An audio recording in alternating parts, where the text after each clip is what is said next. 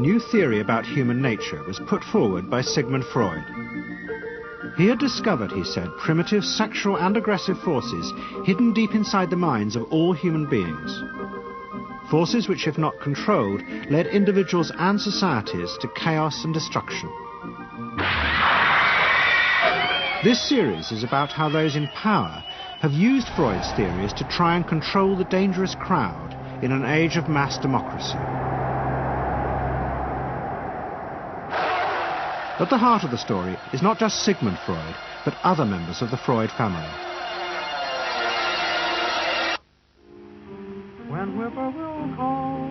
This episode is about Freud's American nephew, Edward Bernays. Bernays is almost completely unknown today, but his influence on the 20th century was nearly as great as his uncle's. Because Bernays was the first person to take Freud's ideas about human beings and use them to manipulate the masses.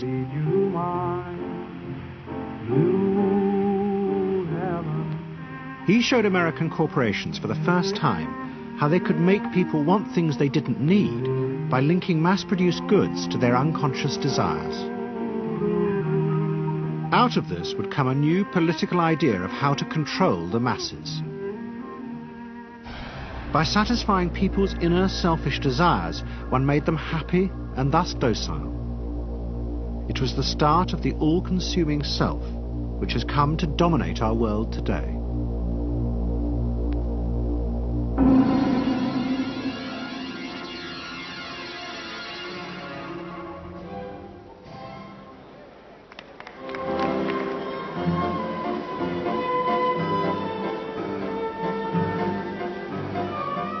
Freud's ideas about how the human mind works have now become an accepted part of society, as have psychoanalysts. Every year, the psychotherapist's ball is held in a grand palace in Vienna. This is the psychotherapy ball. Psychotherapists come, some advanced patients come, or former patients come, and many other people, friends, but also people from the Viennese society who like to go to a nice, elegant, comfortable ball. But it was not always so.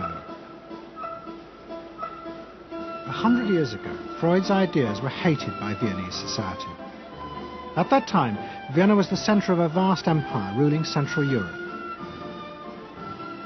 And to the powerful nobility of the Habsburg court, Freud's ideas were not only embarrassing, but the very idea of examining and analysing one's inner feelings was a threat to their absolute control. You see, at that time, these people had the power. And of course, you just were not allowed to show your bloody feelings. I mean, you just couldn't. You know, I mean, you couldn't, if you were unhappy. Can you imagine, you, for instance, you sit somewhere in the country in a castle, you are deeply unhappy, you are a woman. You couldn't go to your maid and cry on her shoulders, or you couldn't go into the village and complain, you know, about your feelings. I mean, you couldn't, it was like selling yourself to somebody. You just couldn't, you know, because they had to respect you. Now, of course, Freud, you see, put that thought very much into question, because you see, to examine yourself, you would have to put a lot of other things into question, your society, everything what surrounds you. And that wasn't a good thing at that time. Why not? Because your self-created empire, to a certain extent, would have fallen into bits much earlier already. But what frightened the rulers of the empire even more was Freud's idea that hidden inside all human beings were dangerous instinctual drives. Freud had devised a method he called psychoanalysis. By analysing dreams and free association, he had unearthed, he said, powerful sexual and aggressive forces which were the remnants of our animal past. Feelings we repressed because they were too dangerous. Freud devised a method for exploring a hidden part of the mind, which we nowadays call the unconscious, which is a part that is totally unknown to our consciousness, that there exists a barrier in all our minds which prevents these hidden and unwelcome impulses of the unconscious from emerging. Good night.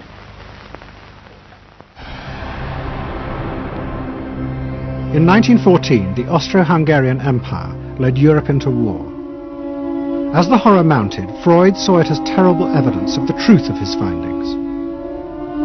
The saddest thing, he wrote, is that this is exactly the way we should have expected people to behave, from our knowledge of psychoanalysis. Governments had unleashed the primitive forces in human beings, and no one seemed to know how to stop them.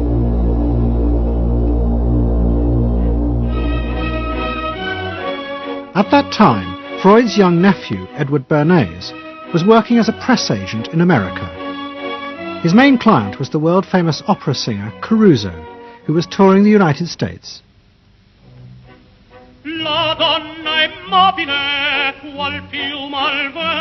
Bernays' parents had emigrated to America 20 years before, but he kept in touch with his uncle and joined him for holidays in the Alps. But Bernays was now about to return to Europe for a very different reason. On the night that Caruso opened in Toledo, Ohio, America announced it was entering the war against Germany and Austria. As a part of the war effort, the US government set up a Committee on Public Information, and Bernays was employed to promote America's war aims in the press. The President, Woodrow Wilson, had announced that the United States would fight not to restore the old empires, but to bring democracy to all of Europe. And Bernays proved extremely skillful in promoting this idea, both at home and abroad. And at the end of the war, he was asked to accompany the President to the Paris Peace Conference. Then, to my surprise, they asked me to go over with Woodrow Wilson to the peace conference. And at the age of 26, I was in Paris for the entire time of the peace conference that was held in the suburb of Paris, and we worked to make the world safe for democracy. That was a big slogan. Wilson's reception in Paris astounded Bernays and the other American propagandists. Their propaganda had portrayed Wilson as a liberator of the people, a man who would create a new world in which the individual would be free. They had made him a hero of the masses. And as he watched the crowd surge around Wilson, Bernays began to wonder whether it would be possible to do the same type of mass persuasion, but in peacetime. When I came back to the United States, I decided that if you could use propaganda for war, you could certainly use it for peace. And propaganda got to be a bad word because of the Germans using it.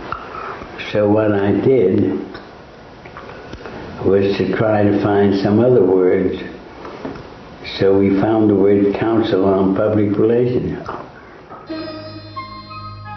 Bernays returned to New York and set up as a public relations counsel in a small office off Broadway. It was the first time the term had ever been used. Since the end of the 19th century, America had become a mass industrial society, with millions clustered together in the cities. Bernays was determined to find a way to manage and alter the way these new crowds thought and felt. To do this, he turned to the writings of his uncle Sigmund. While in Paris, Bernays had sent his uncle a gift of some Havana cigars. In return, Freud had sent him a copy of his general introduction to psychoanalysis. Bernays read it, and the picture of hidden irrational forces inside human beings fascinated him. He wondered whether he might make money by manipulating the unconscious.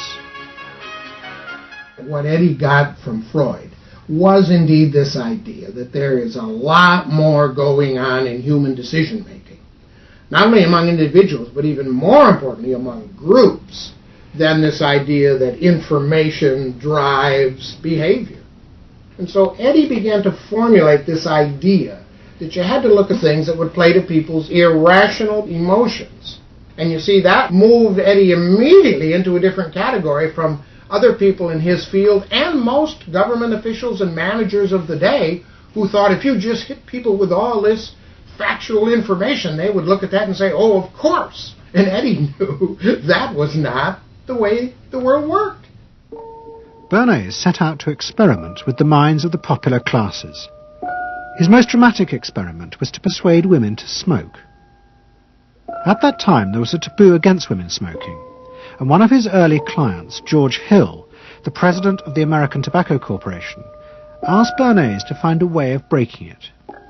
He said, we're losing half of our market because men have invoked a taboo against women smoking in public. Can you do anything about that? I said, let me think about it. And then I said, have I your permission to see a psychoanalyst to find out what cigarettes mean to women? He said, what'll it cost? So I called up Dr. Brill, A.A. Brill, who was a leading psychoanalyst in New York at that time. How come you didn't call your uncle? Why didn't you call your uncle? Because he was in Vienna. A.A. Brill was one of the first psychoanalysts in America, and for a large fee he told Bernays that cigarettes were a symbol of the penis and of male sexual power. He told Bernays that if he could find a way to connect cigarettes with the idea of challenging male power, then women would smoke, because then they would have their own penises. Every year, New York held an Easter Day parade to which thousands came, and Bernays decided to stage an event there. He persuaded a group of rich debutantes to hide cigarettes under their clothes. Then they should join the parade, and at a given signal from him, they were to light up the cigarettes dramatically.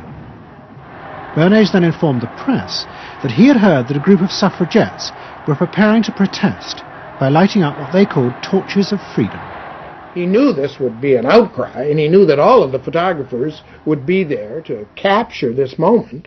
And so he was ready with a phrase which was torches of freedom. And so here you have a symbol, women, young women, debutantes, smoking a cigarette in public with a phrase that means anybody who believes in this kind of equality pretty much has to support them in the ensuing debate about this, because torches of freedom.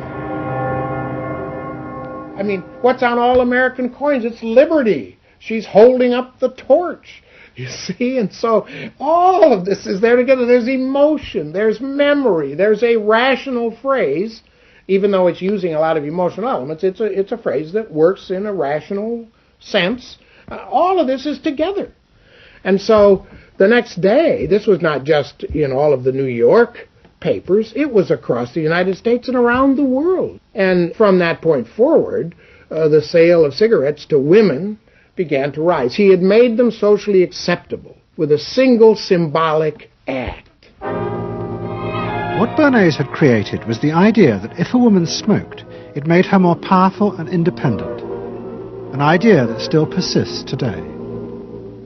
Embrace me, my sweet embrace. It made him realize that it was possible to persuade people to behave irrationally if you link products to their emotional desires and feelings. The idea that smoking actually made women freer was completely irrational, but it made them feel more independent. It meant that irrelevant objects could become powerful emotional symbols of how you wanted to be seen by others. Eddie Bernays saw the way to sell product was not to sell it to your intellect, that you ought to buy an automobile, but that you will feel better about it if you have this automobile. I think he originated that idea, that they weren't just purchasing something, but they were engaging themselves emotionally or personally in the product or service. That it's not, you think you need a new piece of clothing, but you'll feel better with the piece of clothing. That was his contribution in a very real sense. We see it all over the place today, but I think he originated the idea of the emotional connect to a product or service. What Bernays was doing fascinated America's corporations. They had come out of the war rich and powerful, but they had a growing worry. The system of mass production had flourished during the war, and now millions of goods were pouring off production lines. What they were frightened of was the danger of overproduction, that there would come a point when people had enough goods and would simply stop buying. Up until that point, the majority of products were still sold to the masses on the basis of need. While the rich had long been used to luxury goods, for the millions of working-class Americans, most products were still advertised as necessities. Goods like shoes, stockings, even cars were promoted in functional terms for their durability. The aim of the advertisements was simply to show people the product's practical virtues, nothing more.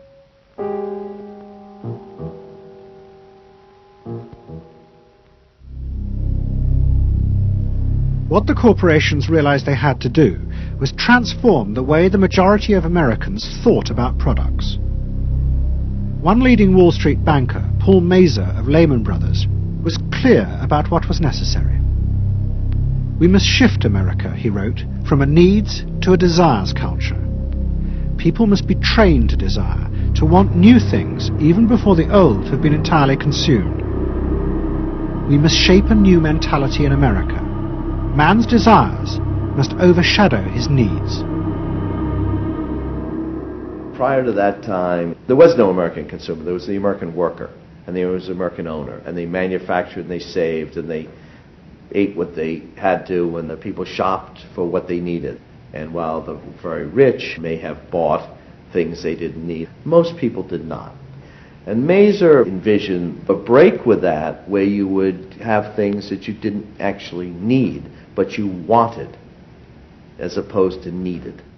And the man who would be at the center of changing that mentality for the corporations was Edward Bernays. Bernays really is the guy within the United States, more than anybody else, who sort of brings to the table psychological theory as something that is an essential part of how, from the corporate side, of how we are going to appeal to the masses effectively. And the whole sort of merchandising establishment and sales establishment is ready for Sigmund Freud. I mean, they are ready for understanding what motivates the human mind. And so that there's this real openness to Bernays' techniques being used to sell products to the masses. Beginning in the early 20s, the New York banks funded the creation of chains of department stores across America. They were to be the outlets for the mass-produced goods, and Bernays' job was to produce the new type of customer. Bernays began to create many of the techniques of mass consumer persuasion that we now live with. He was employed by William Randolph Hearst to promote his new women's magazines, and Bernays glamorized them by placing articles and advertisements that linked products made by others of his clients to famous film stars like Clara Bow, who was also his client. Bernays also began the practice of product placement in the movies, and he dressed the stars at the film's premieres with clothes and jewellery from other firms he represented. He was, he claimed, the first person to tell car companies they could sell cars as symbols of male sexuality.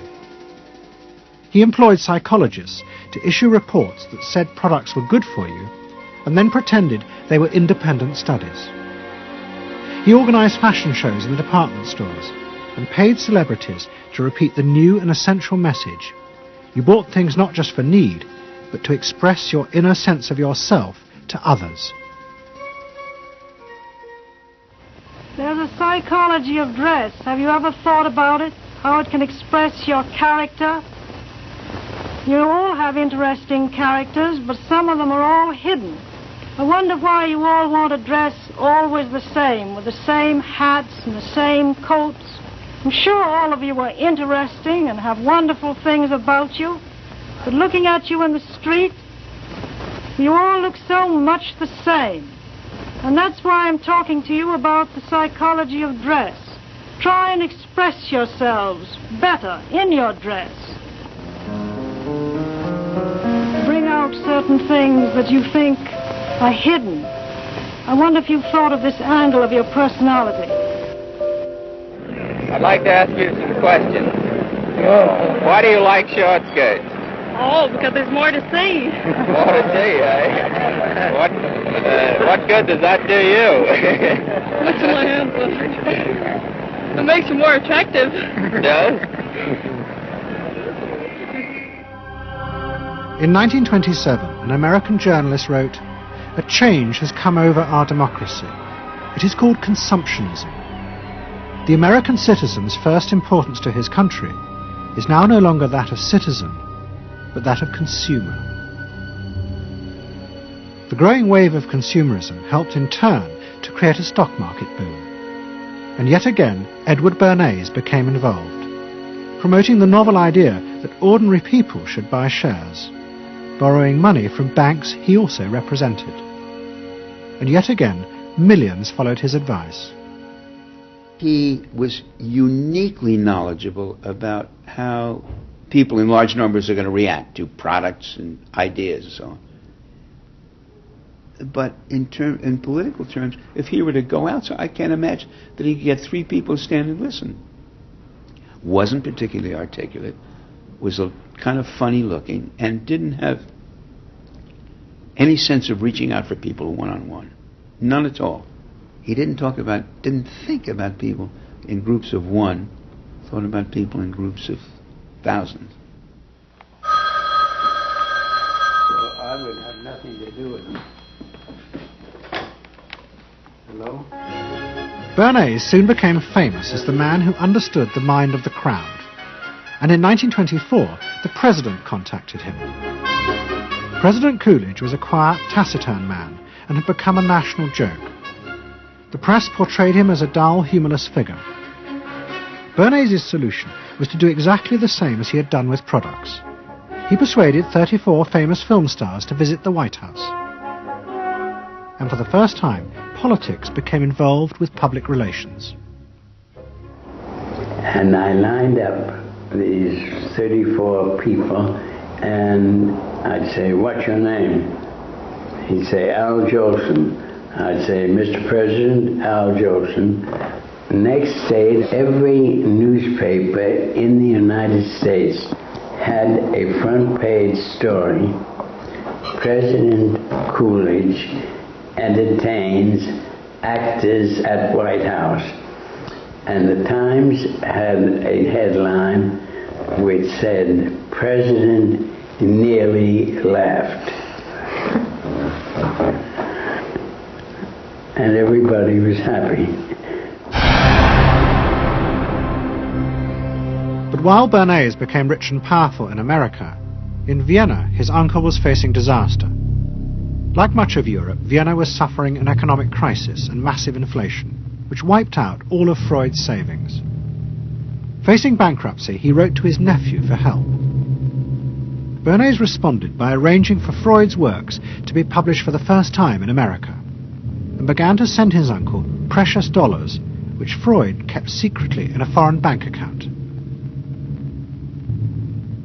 He was Freud's agent, if you will, to get his books published. Well, of course, once the books were being published, Eddie couldn't help himself but promote these books, see that everybody read them, make them controversial, emphasize the fact that, do you know what Freud says about sex and what he says cigarettes are a symbol of, and so on and so forth? How do you suppose all those stories got out? Certainly the academics weren't spreading these around the country. Eddie Bernays was. Then, when Freud became accepted, well then, of course, to go to a client and say, "Well, Uncle Siggy," see, then that had some cachet. But notice there, first Eddie created Uncle Siggy in the U.S., made him acceptable, secondly, and thirdly, then capitalized on Uncle Siggy. Typical Bernays performance. Bernays also suggested that Freud promote himself in the United States. He proposed his uncle write an article for Cosmopolitan, a magazine that Bernays represented, entitled "A Woman's Mental Place in the Home." Freud was furious. Such an idea, he said, was unthinkable. It was vulgar, and anyway, he hated America. Freud was now becoming increasingly pessimistic about human beings. In the mid-20s, he retreated in the summers to the Alps, sometimes staying in an old hotel, the Pension Moritz in Berchtesgaden. It is now a ruin. Freud began to write about group behavior, about how easily the unconscious aggressive forces in human beings could be triggered when they were in crowds. Freud believed he had underestimated the aggressive instincts in human beings. They were far more dangerous than he had originally thought. After World War I, Freud was basically a pessimist. He felt that man is an impossible creature, a very, very sadistic and bad species, and did not believe that man can be improved. Man is a ferocious animal, the most ferocious animal that exists. They enjoy torturing and killing, and he didn't like man. The publication of Freud's works in America had an extraordinary effect on journalists and intellectuals in the 1920s. What fascinated and frightened them was the picture Freud painted of submerged, dangerous forces lurking just under the surface of modern society. Forces that could erupt easily to produce the frenzied mob which had the power to destroy even governments. It was this they believed had happened in Russia. To many, this meant that one of the guiding principles of mass democracy was wrong. The belief that human beings could be trusted to make decisions on a rational basis. The leading political writer, Walter Lippmann, argued that if human beings were in reality driven by unconscious, irrational forces, then it was necessary to rethink democracy. What was needed was a new elite who could manage what he called the bewildered herd. This would be done through psychological techniques that would control the unconscious feelings of the masses. So here you have Walter Lippmann, probably the most influential political thinker in the United States, who is essentially saying that the basic mechanism of the mass mind is unreason, is irrationality, is animality. He believes that the mob in the street, which is how he sees ordinary people, are people who are driven not by their minds but by their spinal cords. The notion of kind of animal drives, unconscious instinctual drives lurking beneath the surface of civilization. And so they started looking towards psychological science as a way of understanding the mechanisms by which the popular mind works, specifically with the goal of figuring out how to understand how to apply those mechanisms to strategies for social control. Edward Bernays was fascinated by Lippmann's arguments and also saw a way to promote himself by using them. In the 1920s, he began to write a series of books which argued that he had developed the very techniques Lippmann was calling for. By stimulating people's inner desires and then sating them with consumer products, he was creating a new way to manage the irrational force of the masses. He called it the engineering of consent. Democracy, to my father, was a wonderful concept, but I don't think he felt that all those publics out there had reliable judgment, and that they very easily might vote for the wrong man or want the wrong thing, so that they had to be guided from above. It's enlightened despotism in a sense. You appeal to their desires and their unrecognized longings, that sort of thing. That you can tap into their deepest desires or their deepest fears and use that to your own purposes. And then, in 1928, a president came to power who agreed with Bernays. President Hoover was the first politician to articulate the idea that consumerism had become the central motor of American life. After his election, he told a group of advertisers and public relations men, "You have taken over the job of creating desire and have transformed people into constantly moving happiness machines. Machines which have become the key to economic progress." What was beginning to emerge in the 1920s was a new idea of how to run mass democracy. At its heart was the consuming self, which not only made the economy work, but was happy and docile, and so created a stable society. Both Bernays and Littman's concept of managing the masses takes the idea of democracy and it turns it into a palliative. It turns it into giving people some kind of feel-good medication that will respond to an immediate pain or an immediate yearning, but will not alter the objective circumstances one iota. I mean, democracy really, the idea of democracy at its heart was about changing the relations of power that had governed the world for so long. And Bernays' concept of democracy was one of maintaining the relations of power, even if it meant that one needed to sort of stimulate the psychological lives of the public. And in fact, in his mind, that was what was necessary. That if you can keep stimulating the irrational self, then leadership can basically go on doing what it wants to do. Bernays now became one of the central figures in a business elite that dominated American society and politics in the 1920s. He also became extremely rich and lived in a suite of rooms in one of New York's most expensive hotels, where he gave frequent parties. Oh my goodness, he had a home in the corner suite of the Sherry Netherland Hotel. And here's this wonderful suite with all these windows looking out on Central Park and across at the plaza and on the square. And he would use this place to hold a soiree. The mayor would come, all the media leaders would come, the political leaders, the business leaders, the people in the arts. I mean, it was a who's who. People wanted to know Eddie Bernays because, you know, he himself became a sort of a famous man, a sort of a magician who could make these things happen. He knows everybody. He knows the mayor and he knows the senator, and he calls politicians on the telephone as if he did get literally a high or a bang out of doing what he did. And that's fine, but it can be a little hard on the people around you, especially when you make other people feel stupid.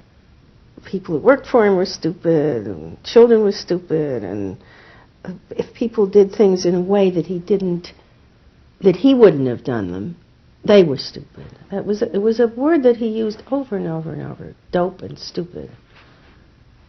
And the masses? They were stupid.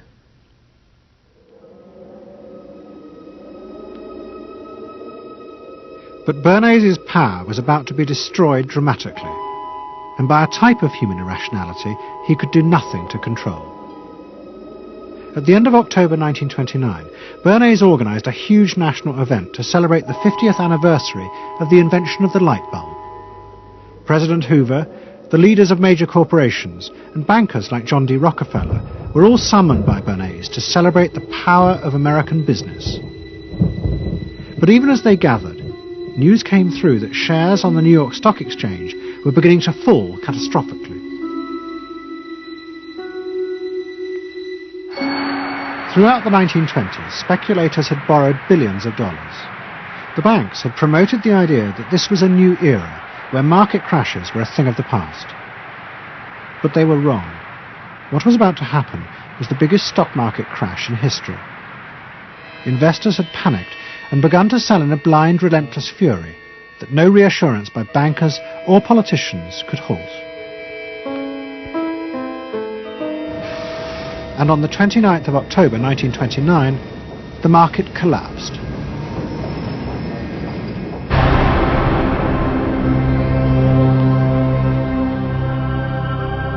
The effect of the crash on the American economy was disastrous. Faced with recession and unemployment, millions of American workers stopped buying goods they didn't need. The consumer boom that Bernays had done so much to engineer disappeared, and he and the profession of public relations fell from favour. Bernays' brief moment of power seemed to be over.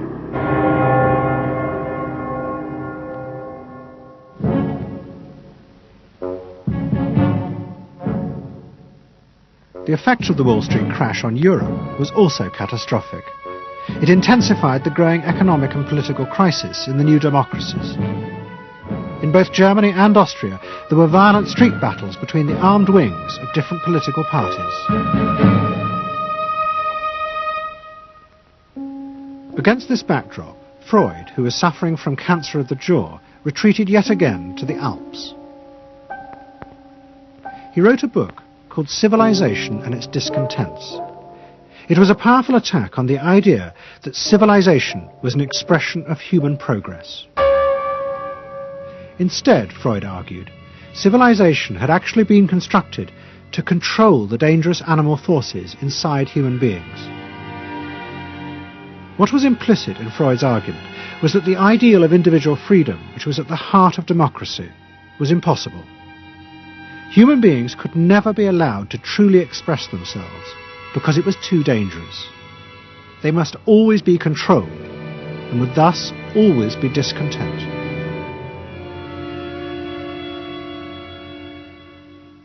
Man doesn't want to be civilized, and he is civilization brings discontent, but it is necessary to survive. Otherwise he couldn't survive. So he must be discontent, because this would be the only way to keep him within limits. But what did Freud think about the idea of the equality of man?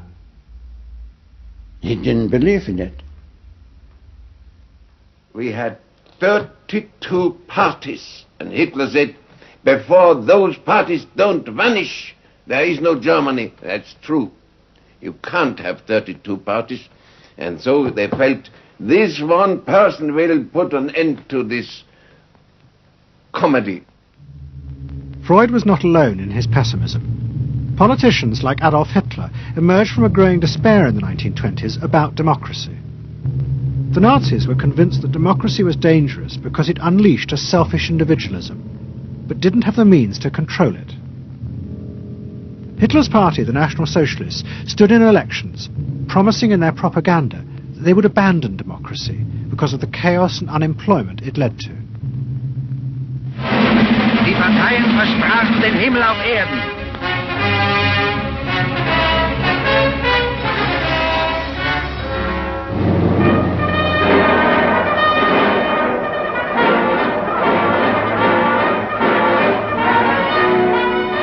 In March 1933, the National Socialists were elected to power in Germany, and they set out to create a society that would control human beings in a different way.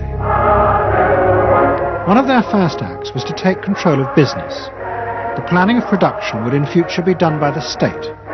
The free market was too unstable, as the crash in America had proved. Workers' leisure time was also planned by the state through a new organization called Strength Through Joy. One of its mottos was service, not self.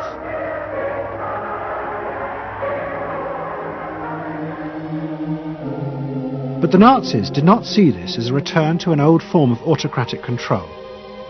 It was a new alternative to democracy, in which the feelings and the desires of the masses would still be central, but they would be channeled in such a way as to bind the nation together.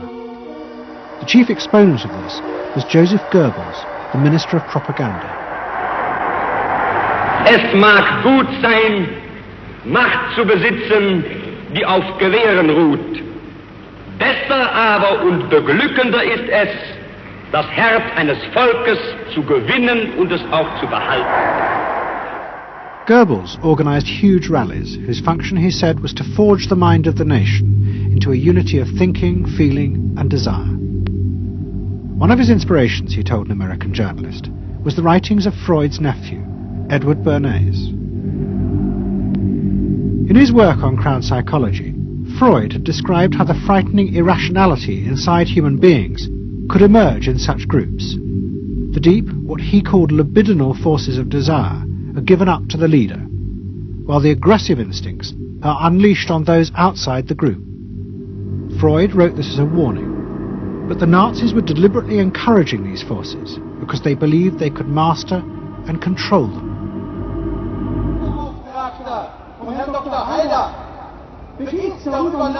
Well, Freud was saying that masses are bound by libidinal forces. They love each other and delegate their ideas and their feelings to the chap on top.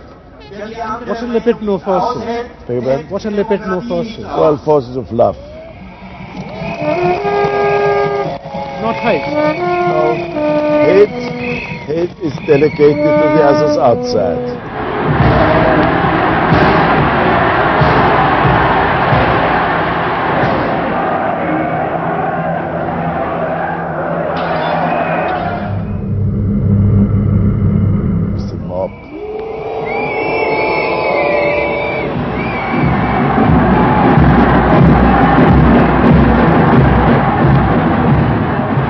I could see from afar, looking up Wilhelmstraße towards Unter den Linden, how those 100,000 of people, when they passed Hitler, they just became completely delirious.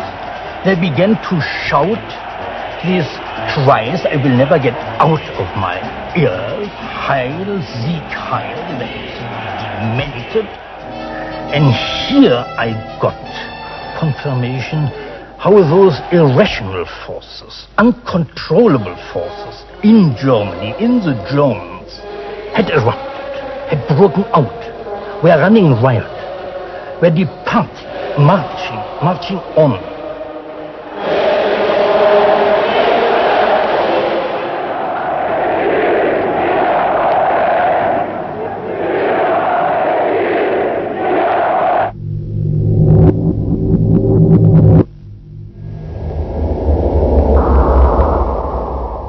And in America too, democracy was under threat from the force of the angry mob. The effect of the stock market crash had been disastrous. There was growing violence as an angry population took out their frustration on the corporations who were seen to have caused this disaster. Then, in 1932, a new president was elected who was also going to use the power of the state to control the free market. But his aim was not to destroy democracy, but to strengthen it. And to do this, he was going to develop a new way of dealing with the masses. I am prepared, under my constitutional duty, to recommend the measures that a stricken nation in the midst of a stricken world may require. But in the event that the national emergency is still critical, I shall not evade the clear course of duty that will then confront me. I shall ask the Congress for the one remaining instrument to meet the crisis: broad executive power.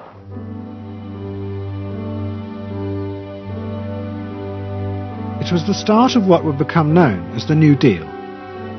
Roosevelt assembled a group of young technocrats and planners in Washington. He told them that their job was to plan and run giant new industrial projects for the good of the nation. Roosevelt was convinced that the stock market crash had shown that laissez-faire capitalism could no longer run modern industrial economies. It had become the job of government. Big business was horrified, but the New Deal attracted the admiration of the Nazis, especially Joseph Goebbels. Wir betrachten die wirtschaftliche Entwicklung in Amerika mit dem allergrößten positiven Interesse. Und wir sind dort der festen Überzeugung, dass Präsident Roosevelt und seine Berater auf dem richtigen Wege sind. Es handelt sich in der Tat um das größte wirtschaftliche und soziale Problem aller Zeiten. Die vielen Millionen Arbeitslosen, die ihre Plätze an den Maschinen und in den Kontoren verloren haben, wieder an ihre alten Arbeitsstellen zurückzuführen. Das kann nicht allein der privaten Initiative überlassen werden. Ausschlaggebend ist, dass die öffentliche Hand mit positiven Maßnahmen eingreift. But although Roosevelt, like the Nazis, was trying to organize society in a different way, unlike the Nazis, he believed that human beings were rational and could be trusted to take an active part in government. Roosevelt believed it was possible to explain his policies to ordinary Americans and take into account their opinions. To do this, he was helped by the new ideas of an American social scientist called George Gallup. Favorite reading of New Deal Washington, the survey of U.S. public opinion. From offices at Princeton, New Jersey, a famed statistician, Dr. George Gallup, tells Washington from week to week what the nation is thinking. And in New York, Fortune magazine's analyst, Elmo Roper, compiles for publication a continuous record of the nation's approval or disapproval of how the country is being run. Gallup and Roper rejected Bernays' view that human beings were at the mercy of unconscious forces and so needed to be controlled. Their system of opinion polling was based on the idea that people could be trusted to know what they wanted. They argued that one could measure and predict the opinions and behaviour of the public if one asked strictly factual questions and avoided manipulating their emotions. Well, how about this one? Do you think Franklin D. Roosevelt's New Deal has been bad for the nation in general? No, that question's loaded. It automatically suggests an answer. Well, how about this? Is your present feeling toward President Roosevelt one of general approval or general disapproval? That's better. Prior to scientific polling, the view of many people was that you couldn't trust public opinion. It was irrational, that it was ill-informed, it was chaotic, unruly, and so forth. And so that opinion should be dismissed. But with scientific polling, I think it established very clearly that people are rational, that they do make good decisions, and this offers democracy a chance to be truly informed by the public, giving everybody a voice in the way the country is run. I know my father wouldn't necessarily say the voice of the public is the voice of God, but he did feel very much that the voice of the people is a rational voice and should be heard. What Roosevelt was doing was forging a new connection between the masses and politicians. No longer were they irrational consumers who were managed by sating their desires. Instead, they were sensible citizens who could take part in the governing of the country. In 1936, Roosevelt stood for re-election. He promised further control over big business. To the corporations, it was the beginning of a dictatorship.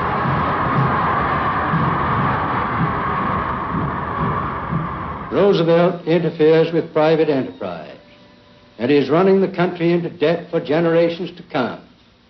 The way to get recovery is to let business alone. But Roosevelt was triumphantly re-elected. It looks, my friends, like a real landslide this time. So please let me thank you again and tell you that I hope to see you all very soon and bid you an affectionate good night. Faced with this, business now decided to fight back, to regain power in America. At the heart of the battle would be Edward Bernays and the profession he had invented, public relations.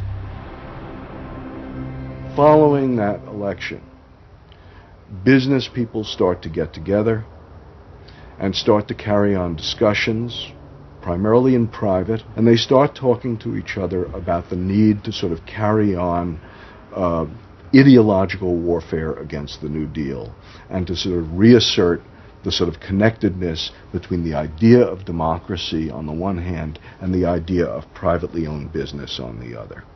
And so, under the umbrella of an organization which still exists, which is called the National Association of Manufacturers, and whose membership included all of the major corporations of the United States, a campaign is launched explicitly designed to create emotional attachments between the public and big business.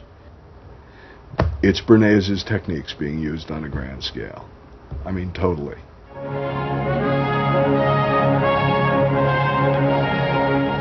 General Motors Parade of Progress, traveling the high roads and by roads of America, bringing to millions of Americans in their own hometown the fascinating story behind modern industry, showing... The campaign set out to show dramatically that it was business, not politicians, who had created modern America. Better mode of living for all of us.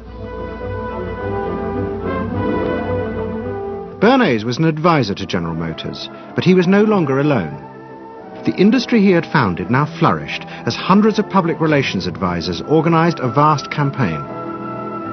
They not only used advertisements and billboards, but managed to insinuate their message into the editorial pages of the newspapers. It became a bitter fight. In response to the campaign, the government made films that warned of the unscrupulous manipulation of the press by big business. And the central villain was the new figure of the public relations man. They tried to achieve their ends by working entirely behind the scenes, corrupting and deceiving the public. The aims of such groups may be either good or bad, so far as the public interest is concerned, but their methods are a grave danger to democratic institutions. The films also showed how the responsible citizen could monitor the press themselves. They could create a chart that analysed the reporting for signs of hidden bias.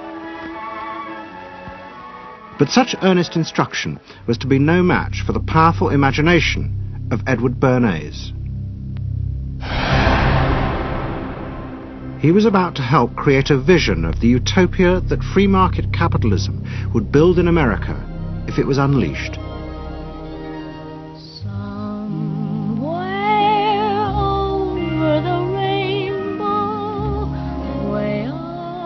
In 1939, New York hosted the World's Fair. Edward Bernays was a central advisor. He insisted that the theme be the link between democracy and American business.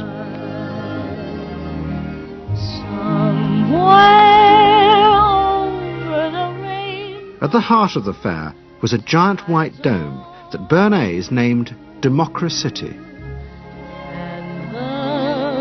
And the central exhibit was a vast working model of America's future, constructed by the General Motors Corporation. To my father, the World's Fair was an opportunity to keep the status quo, that is, capitalism in a democracy. Democracy and capitalism, that marriage, that linking, just like that. He did that by manipulating people and getting them to think that you couldn't have real democracy in anything but a capitalist society, which was capable of doing anything, of creating these wonderful highways, of making, moving pictures inside everybody's house, of telephones that didn't need cords, of sleek roadsters. I mean, it was consumerist, but at the same time, you inferred that in a funny way, democracy and capitalism went together. The World's Fair was an extraordinary success and captured America's imagination. The vision it portrayed was of a new form of democracy, in which business responded to people's innermost desires in a way politicians could never do. But it was a form of democracy that depended on treating people not as active citizens as Roosevelt did, but as passive consumers. Because this, Bernays believed, was the key to control in a mass democracy. It's not that the people are in charge, but that the people's desires are in charge. The people are not in charge. The people exercise no decision-making power within this environment. So democracy is reduced from something which assumes an active citizenry to the idea of the public as passive consumers. Driven primarily by instinctual or unconscious desires, and that if you can in fact trigger those needs and desires, you can get what you want from them. But this struggle between the two views of human beings as to whether they were rational or irrational was about to be dramatically affected by events in Europe. Events that would also change the fortunes of the Freud family. In March 1938, the Nazis annexed Austria. It was called the Anschluss. Hitler arrived in Vienna to an extraordinary outpouring of mass adulation. But even as he drove through the city, behind the scenes, the Nazis were systematically whipping up and unleashing the hatred of the crowd against the enemies of the new Greater Germany. The Anschluss was a kind of explosion of terrible hatred against the enemies, so-called enemies, or whatever they considered enemies, against the Jews totally, and also against a lot of very decent Austrians who had opposed the Nazis in Austria. They said it's legitimate now, you can do what you want, so they did it. Stealing, robbing and killing, I can't say it otherwise. And human depravity, of course, is always very near to normal behavior. It can change very quickly.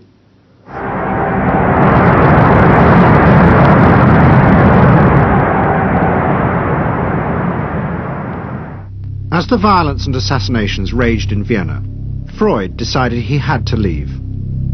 His aim was to go to Britain, but he knew that Britain, like many countries, was refusing entry to most Jewish refugees. But help came from the leading psychoanalyst in Britain, Ernest Jones.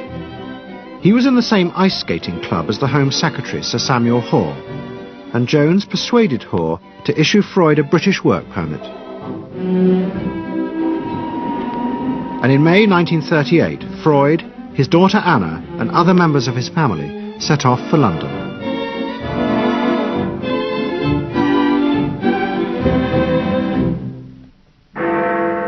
Freud arrived in London as Britain was preparing for war, and he settled with his daughter Anna in a house in Hampstead.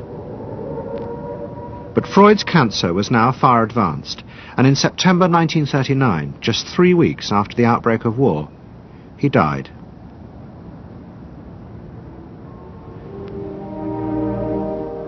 The Second World War would utterly transform the way governments saw democracy and the people they governed. Next week's programme will show how the American government, as a result of the war, became convinced there were savage, dangerous forces hidden inside all human beings, forces that needed to be controlled. The terrible evidence from the death camps seemed to show what happened when these forces were unleashed. And politicians and planners in post-war America would come to believe that hidden under the surface of their own population were the same dangerous forces. And they would turn to the Freud family to help control this enemy within.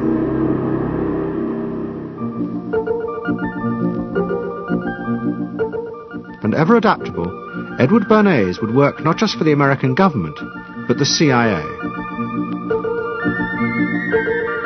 And Sigmund Freud's daughter Anna would also become powerful in the United States, because she believed that people could be taught to control the irrational forces within them. Out of this would come vast government programs to manage the inner psychological life of the masses.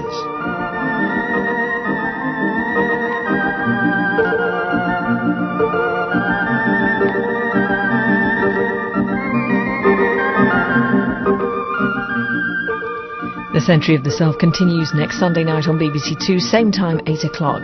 Tonight, the final part of SAS next.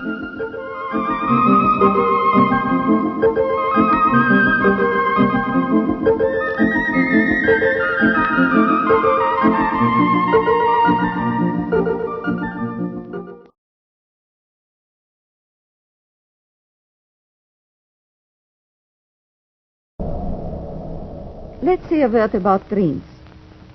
We all have thoughts which we never knew we had. They are too uncomfortable, too incompatible with our adult self to be remembered. Yet they are often disturbing, rumbling under the surface like lava in a volcano. The dream is the royal road to these thoughts, the royal road to the unconscious.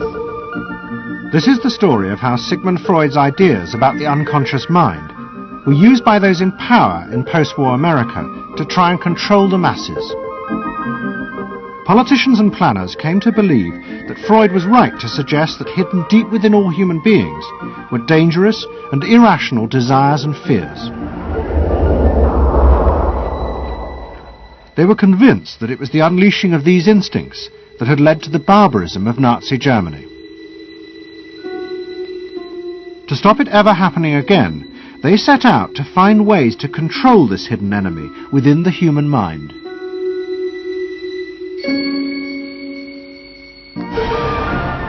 At the heart of the story are Sigmund Freud's daughter Anna and his nephew Edward Bernays, who had invented the profession of public relations. Their ideas were used by the US government, big business and the CIA to develop techniques to manage and control the minds of the American people. Those in power believed that the only way to make democracy work and create a stable society was to repress the savage barbarism that lurked just under the surface of normal American life.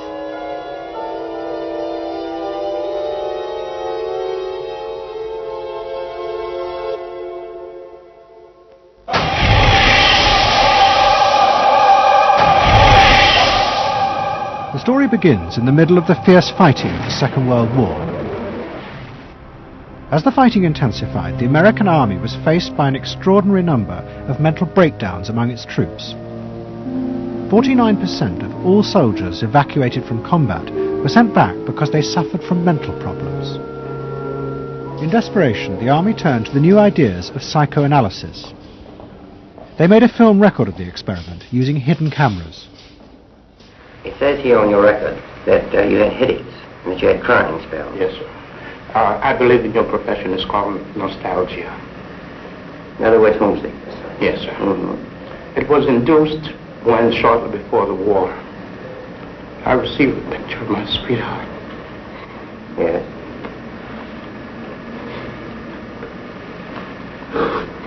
Mm-hmm.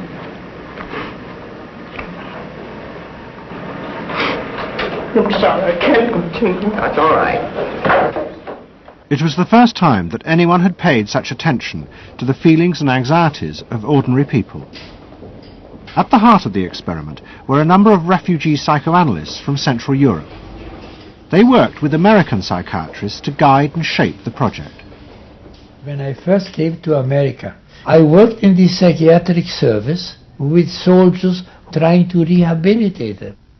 And I traveled in the train from the East Coast to the West Coast. I was enormously curious what goes on in all of those little towns that the train is passing. After my years in the army, I knew exactly what everybody was doing in the little towns. Because I saw so many people who came from there. And I understood their aspirations, their disappointments, and so forth. So it was as if somebody invited me to a privileged tour into the inner soul of America. I'm not doing this deliberately, so please believe me. I do believe you. A display of emotion is sometimes very helpful. I hope so, sir. Sure, it gets it off your chest. Well, sir, to be perfectly honest with you, I'm very much in love with my sweetheart. She has been the one person that gave me a sense of importance, and that through her cooperation with me, we were able to surmount so many obstacles. Take it easy now, just talk to... The psychoanalysts used techniques developed by Freud to take the men back into their past. They became convinced that the breakdowns were not the direct result of fighting. The stress of combat had merely triggered old childhood memories. These were memories of the men's own violent feelings and desires, which they had repressed because they were too frightening. Think deeply. Let's go back. When was it To the psychoanalysts, it was overwhelming proof of Freud's theory that underneath human beings were driven by primitive, irrational forces. You want that? World War II was a major shattering experience because I discovered the enormous role of the irrational in the lives of most people.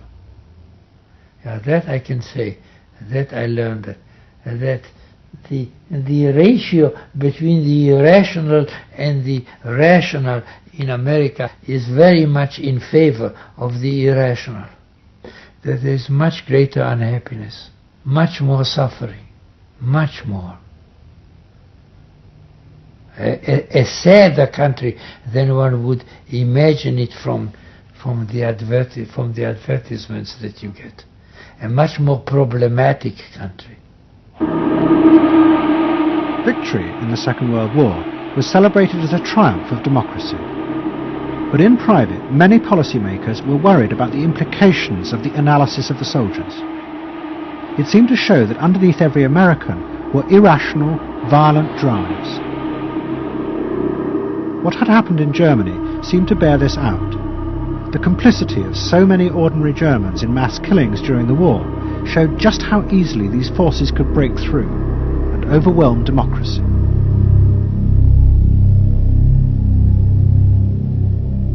Planners and policymakers had been convinced by their experiences during World War II that human beings could act very irrationally because of this sort of teeming and raw and unpredictable emotionality, the kind of chaos that lived at the base of human personality could, in fact, infect the society, social institutions, to such a point that the society itself would become sick.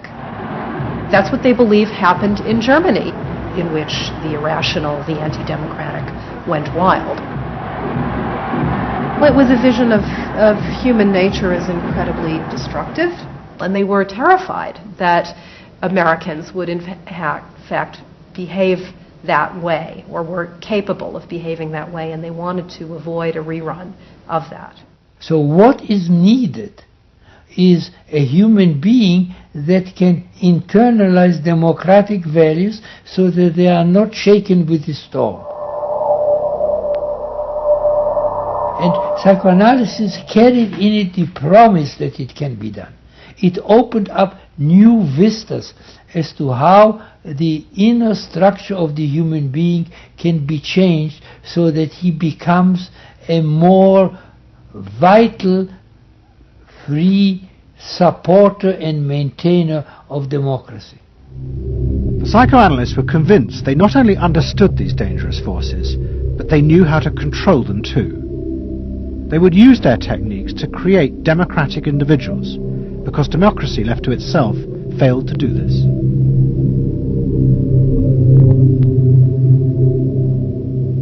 The source of this idea was not only Sigmund Freud, but his youngest daughter, Anna. She had fled with her father to London before the outbreak of war, and after he died, Anna Freud became the acknowledged leader of the world psychoanalytic movement. She saw her job as to fulfill her father's dream of making his ideas accepted throughout the world. At the center of the Freud movement stood Tante Anna, because she managed to work herself into that position. She was recognized as that, and not just because she was a daughter. She worked on that. She was rather forbidding. She was not, to me, a warm person, not an aunt you could kiss or put your arms around. Not at all. And her whole life rotated around the spreading of psychoanalysis. Freud himself had seen the role of psychoanalysis as allowing people to understand their unconscious drives. But Anna Freud believed it was possible to teach individuals how to control these inner forces. She had come to believe this through analysing children, above all the children of her close friend, Dorothy Burlingham.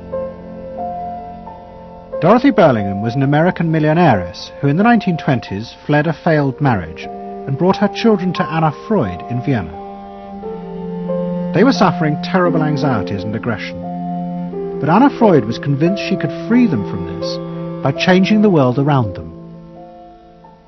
She thought that she could come in and into their environment, essentially, because they were children, you see. They didn't have independent lives of their own. She could go talk to the parents or the mother. She could go to the schools. She could influence their real world, the actual external world, to change their lives and to help them. And to change them as people? I think that was part of what her idea was, is that she felt that she could change them. From her analysis of the Burlingham children, Anna Freud developed a theory of how to control the inner drives. It was simple. You taught the children to conform to the rules of society. But this was more than just moral guidance. Anna Freud believed that if children like the Burlinghams strictly followed the rules of accepted social conduct, then as they grew up, the conscious part of their mind, what was called the ego, would be greatly strengthened in its struggle to control the unconscious. But if children did not conform, their ego would be weak, and they would be prey to the dangerous forces of the unconscious. In my father's case, they were concerned that he would be a homosexual. And so a lot of their efforts went into preventing or trying to stop my father from becoming a homosexual. Whether or not he would have or did, or, it's unknown to me. Why did they want to stop him? Because they felt it was abnormal. It wasn't a normal way to develop. They wanted to have him develop along lines that society recognized to be normal, because if they didn't, then you're going to be under the control of forces that you don't understand, that you're not even aware of. The analysis seemed to be a great success, and in the 30s the Burlingham children had returned to America.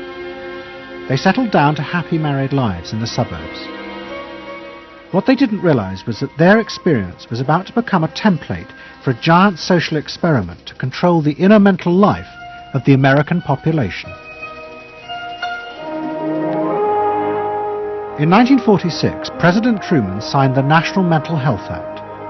It had been born directly out of the wartime discoveries by psychoanalysts that millions of Americans who had been drafted suffered hidden anxieties and fears. The aim of the Act was to deal with this invisible threat to society. Shocked by the appalling percentage of the emotionally unstable revealed by the World War II draft figures, Congress in 1946 passed the National Mental Health Act, which recognized for the first time that mental illness was a national problem. Keenly aware of the tremendous problems ahead is Dr. Robert H. Felix, director of the vast new project. A primary objective of the National Mental Health Program is to increase our fund of scientific knowledge about mental health and about mental illness. We're not doing this. Why? Because there are all too few skilled mental health workers. Two of the principal architects of the Act were the Menninger brothers, Carl and Will. Will had run the wartime psychotherapy experiments, and now he and his brother began to train hundreds of new psychiatrists. The Menningers were convinced that it would be possible to apply Anna Freud's ideas on a wide scale, and to adults as well as children. The psychiatrist's job would be to teach ordinary Americans how to control their unconscious drives. Psychoanalysis could be used to make a better society. They said psychoanalytic thinking could make for the betterment of society, because you could change the way the mind functioned, and you could take the ways in which people did hurtful things to themselves and others and alter them by enlarging their understanding. And this was the vision psychoanalysis brought. That you could really change people. That you could really change people. And you could change them almost in limitless ways. In the late 40s, a vast project began in America to apply the ideas of psychoanalysis to the masses. Psychological guidance centres were set up in hundreds of towns. They were staffed by psychiatrists who believed it was their job to control the hidden forces inside the minds of millions of ordinary Americans. Yes, I need something done. I need some help. Did you have any particular teachers that you liked, any sort? I liked all my teachers except one, I remember. Well, what was the trouble with this one? I don't know, she just scared me most of the time. And holler at me and I'd run outside and vomit. I hate my brother. Loathe him. Despise him. At the same time, thousands of counsellors were trained to apply psychoanalysis to marriage guidance. And social workers were sent out to visit people's homes and advise on the psychological structure of family life. Behind all this was the fundamental idea of Anna Freud's, that if people were encouraged to conform to the accepted patterns of family and social life, then their ego would be strengthened. They would be able to control the dangerous forces within them. When your emotions control your actions, it affects not only yourself, but the people around you. And if this sort of flare-up is repeated often, it might lead to a permanently warped personality. You can control the fire of your emotions so that your personality becomes more pleasant. So we expect that someone who's been through that experience to be much more insightful, much more understanding, and a much better regulated person. And what happens to the dog? And regulation includes being able to let go, as it were, to enjoy a football game or a soccer game.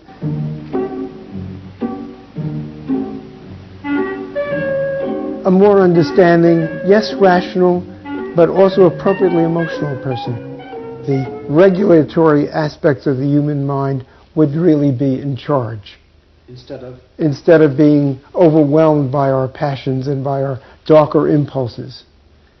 That one would be master or mistress of one's own passions. They just felt that the road to happiness was in adapting to the external world in which they lived. That people could be uncrippled from their own neurotic conflicts and impulses, that they would not engage in self-destructive behavior, that they would in fact adapt to the reality about them. They never questioned the reality. They never questioned that it might itself be a source of evil or something to which you could not adapt without compromise or without suffering or without exploiting yourself in some way. So there was this fit with the politics of the day. And a balance of emotions is important to a well-rounded personality. But it was only the beginning of the rise to power of psychoanalysis in America. Psychoanalysts were about to move into big business and use their techniques not just to create model citizens, but model consumers. Last week's episode showed how Freud's American nephew, Edward Bernays, had been the first to convince American corporations that they could sell products by connecting them with people's unconscious feelings. But now, a group of psychoanalysts were going to take what Bernays had begun and invent a whole range of techniques to get inside and manage the unconscious mind of the consumer. They were led by Ernest Dichter. Dichter had practiced next door to Freud in Vienna, but he had come to America and set up the Institute for Motivational Research in an old mansion north of New York. This is the Institute for Motivational Research, a place devoted to the intriguing business of finding out why people behave as they do, why they buy as they do, why they respond to advertising as they do. And this is Dr. Ernest Dichter. We don't go out and ask directly, why do you buy, why don't you? What we try to do instead is to understand the total personality, the self-image of the customer. We use all the resources of modern social sciences. It opens up some stimulating psychological techniques for selling any new product. Like the other psychoanalysts, Dichter believed that American citizens were fundamentally irrational beings. They could not be trusted. Their real reasons for buying products were rooted in unconscious desires and feelings. And Dichter wanted to find ways to uncover what he called the secret self of the American consumer. He was trying to get out of people's mind the unconscious motivations that they had for purchasing. These could be sexual, they could be psychological, they could be sociological, they could be a demand for status, a demand for recognition. There were things that people couldn't verbalize or wouldn't verbalize because they were too secret to them. They were too much a part of their nature, and they would be embarrassed. They would be embarrassed if they came out and said things like this. He would interview people, but not ask them direct questions, but let them talk freely like you do in psychoanalysis. And that was his background. And so he said, why can't we have a group therapy session about products? All right? And so Dichter built this room up above his garage, and he said we can have psychoanalysis of products. They can actually act out and verbalize their wants and needs. What we're going to do is try a couple of these salad dressings. Now let's see what happens. Here's our typical housewife. She doesn't follow the instructions. And they could be observed and watched, and other people could comment, and they could talk about it, and everybody could join in. He was the first to do this. This was absolutely the first thing that was ever done. And he had a movie projector up there where you could show advertisements and things like that, and people could react to them. And he invented the whole technique for mining the unconscious about the hidden psychological wants that people had about products. This became the focus group. It worked! Dichter's breakthrough came with a focus group study he did for Betty Crocker Foods. Like many food manufacturers in the early 50s, they had invented a new range of instant convenience foods. But although consumers had told market researchers they would welcome the idea, in fact they were refusing to buy them. The worst problem was the Betty Crocker cake mix. Dichter did a series of focus groups where housewives free associated about the cake mix. He concluded that they felt unconscious guilt at the new image being promoted of ease and convenience. In other words, he understood that the barrier to the consumption of the product was the housewife's feeling of guilt about using it.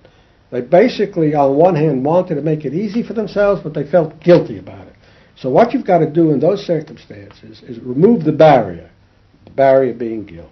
The way you do that is to give the housewife a greater sense of participation. And how do you do that? By adding an egg. Simple as that. As simple as that. Dichter told Betty Crocker to put an instruction on the packet that the housewife should add an egg. It would be an unconscious symbol, he said, of the housewife mixing in her own eggs as a gift to her husband, and so would lessen the guilt. Betty Crocker did it, and the sales soared. My cake is ready. The consumer may have basic needs that the consumer himself or herself doesn't fully understand. You have to know what those needs are in order to fully exploit the consumer. Is it wrong to give people what they want by taking away their defenses, helping remove their defenses? It seems so much longer than last year. It is. Nearly 4 inches longer in some models. Oh! Dichter's success led to a rush by corporations and advertising agencies to employ psychoanalysts. They became known as the Depth Boys, and they promised to show companies how to make millions by connecting their products with people's hidden desires. Dichter himself became a millionaire, famous for inventing slogans like "a tiger in your tank." Even the marketing of the Barbie doll came from a children's focus group. And so it goes. But Dichter was convinced that this was far more than just selling. Like Anna Freud, he believed that the environment could be used to strengthen the human personality. And products have the power both to sate inner desires and give people a feeling of common identity with those around them. It was a strategy for creating a stable society. Dichter called it the strategy of desire. To understand a stable citizen, you have to know that modern man quite often tries to work off his frustrations by spending on self-gratification. Modern man is eternally ready to fill out his self-image by purchasing products which complement it. If you identify yourself with a product, it can have a therapeutic value. It improves your self-image, and you become a more secure person, and you have suddenly this confidence of going out in the world and doing what you want successfully. Ernest believed that that would then improve the whole of our society and become the best society on this planet.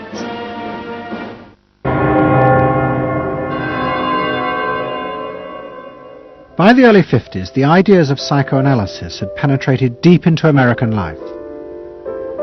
The psychoanalysts themselves became rich and powerful. Many had consulting rooms overlooking Central Park in New York. Politicians and famous writers like Arthur Miller and Tennessee Williams became their patients. They were seeking not just help, but to understand the hidden roots of human behavior.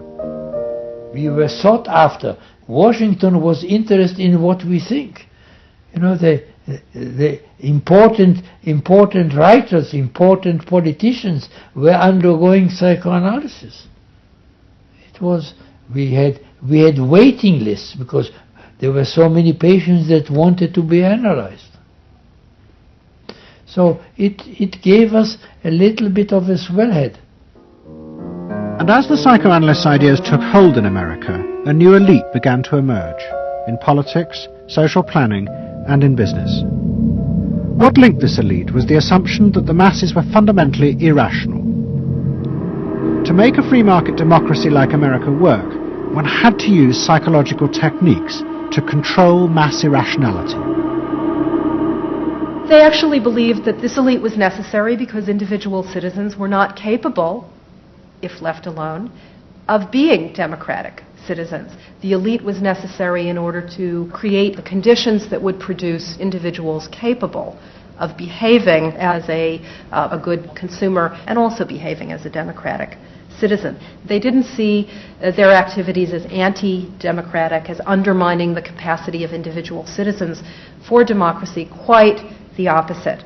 They understood that they were creating the conditions for democracy's survival and future. The rise of psychoanalysis to power in America was an extraordinary triumph for Anna Freud and her tireless promotion of her ideas. She remained in England, living with Dorothy Burlingham. On the surface, it was an idyllic life. She and Dorothy had bought a weekend cottage on the Suffolk coast. And in the summers, Dorothy's children came from America to visit with the grandchildren. But underneath, things were going badly wrong. Both Bob and Mabby Burlingham, who Anna Freud had analysed in the 1930s, had suffered personal breakdowns, and their marriages were collapsing. Bob was drinking heavily, and Mabby suffered terrible anxieties. The real reasons for the visits to England were yet more analysis with Anna Freud. Well, the problem was that it didn't look very good, did it?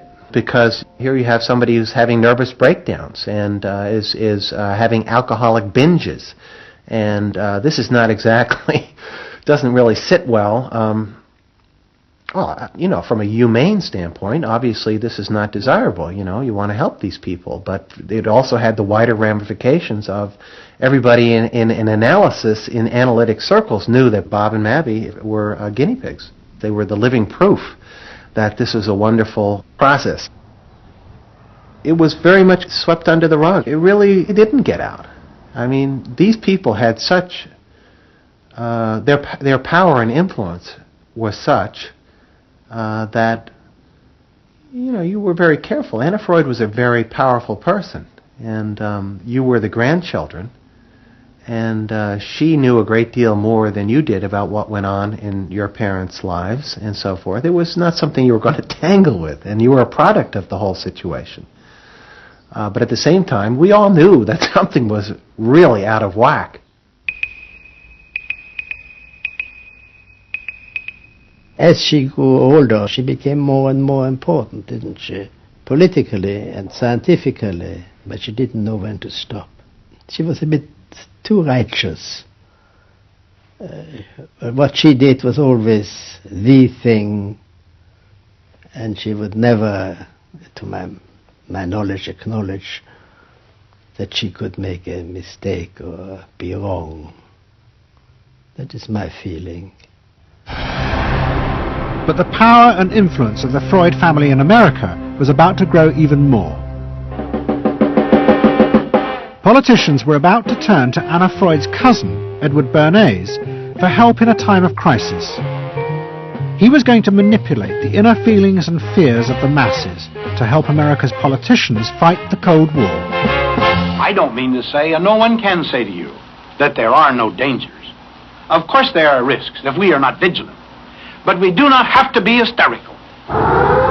In 1953, the Soviet Union exploded its first hydrogen bomb, and the fear of nuclear war and communism gripped the United States. Those in power became concerned about how to reassure the population. Committees were set up and public information films made, appealing for calm in the face of new threats like nuclear fallout. It's the fallacy of devoting 85% of one's worrying capacity to an agent that constitutes only about 15% of an atomic bomb's destroying potential. At this point, Edward Bernays was living in New York. In the 1920s, he had invented the profession of public relations and was now one of the most powerful PR men in America. He worked for most of the major corporations and advised politicians, including President Eisenhower. Like his uncle Sigmund, Bernays was convinced that human beings were driven by irrational forces. The only way to deal with the public was to connect with their unconscious desires and fears. Bernays argued that instead of trying to reduce people's fear of communism, one should actually encourage and manipulate the fear, but in such a way as it became a weapon in the Cold War. Rational argument was fruitless. What my father understood about groups is that they are manipulable, they're malleable, and that you can tap into their deepest desires or their deepest fears and use that to your own purposes. I don't think he felt that all those publics out there had reliable judgment, that they very easily might vote for the wrong man or want the wrong thing, so that they had to be guided from above. One of Bernays' main clients was the giant United Fruit Company. They owned vast banana plantations in Guatemala in Central America. For decades, United Fruit had controlled the country through pliable dictators. It was known as a banana republic. But in 1950, a young officer, Colonel Arbenz, was elected president. He promised to remove United Fruit's control over the country. And in 1953, he announced the government would take over much of their land. It was a massively popular move, but a disaster for United Fruit, and they turned to Bernays to help get rid of Arbenz. United Fruit brings in Bernays, and he basically understood that what United Fruit Company had to do was change this from being a popularly elected government that was doing some things that were good for the people there into this being very close to the American shore, a threat to American democracy, that it being at a time in the Cold War when Americans responded to issues of the Red Scare and what communism might do, he was trying to transform this, and brilliantly did transform it into an issue of a communist threat very close to our shores, taking United Fruit again as a commercial client out of the picture and making it look like a question of American democracy, American values being threatened. In reality, Arbenz was a democratic socialist with no links to Moscow. But Bernays set out to turn him into a communist threat to America. He organized a trip to Guatemala for influential American journalists. Few of them knew anything about the country or its politics. Bernays arranged for them to be entertained and to meet selected Guatemalan politicians who told them that Arbenz was a communist controlled by Moscow. During the trip, there was also a violent anti-American demonstration in the capital. Many of those who worked for United Fruit were convinced it had been organized by Bernays himself. He also created a fake independent news agency in America called the Middle American Information Bureau. It bombarded the American media with press releases saying that Moscow was planning to use Guatemala as a beachhead to attack America. All of this had the desired effect. In Guatemala, the Jacob Arbenz regime became increasingly communistic after its inauguration in 1951. Communists in the Congress and high governmental positions controlled major committees, labor and farm groups, and propaganda facilities. They agitated and led in demonstrations against neighboring countries and the United States. What was profoundly new in terms of what Bernays did is he took this menace to our backyard in Guatemala. For the first time, we saw Reds a couple hundred miles from New Orleans who Eddie Bernays had us believing were a true threat to us, that it was going to be a Soviet outpost in our backyard. But what Bernays was doing was not just trying to blacken the Arbenz regime. He was part of a secret plot. President Eisenhower had agreed that America should topple the Arbenz government, but secretly. The CIA were instructed to organize a coup. Working with the United Fruit Company, the CIA trained and armed a rebel army and found a new leader for the country called Colonel Armas. The CIA agent in charge was Howard Hunt, later one of the Watergate burglars. What we wanted to do was have a terror campaign to terrify Arbenz particularly, terrify his troops, much as the German Stuka bombers terrified the population of Holland, Belgium, and Poland at the onset of World War II, and just rendered everybody paralyzed. As planes flown by CIA pilots dropped bombs on Guatemala City, Edward Bernays carried on his propaganda campaign in the American press. He was preparing the American population to see this as the liberation of Guatemala by freedom fighters for democracy. He totally understood that the coup would happen when the public and the press, when conditions in the public and the press allowed for a coup to happen, and he created those conditions. He was totally savvy in terms of just what he was helping create there in terms of this overthrow. But ultimately he was reshaping reality, reshaping public opinion in a way that's undemocratic and manipulative. On June the 27th, 1954, Colonel Arbenz fled the country, and Armas arrived as the new leader. Within months, Vice President Nixon visited Guatemala. In an event staged by United Fruit's PR department, he was shown piles of Marxist literature that had been found, it was said, in the presidential palace. This is the first time in the history of the world that the communist government has been overthrown by the people. And for that we congratulate you and the people of Guatemala for the support they have given. And we are sure that under your leadership, supported by the people whom I have met by the hundreds on my visit to Guatemala, that Guatemala is going to enter a new era in which there will be prosperity for the people together with liberty for the people.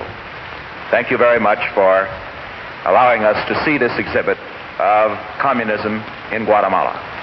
You're welcome. And for dinner, see what Mother has for dessert. Banana gingerbread shortcake. Just another of the many tempting ways in which this nutritious fruit can be prepared.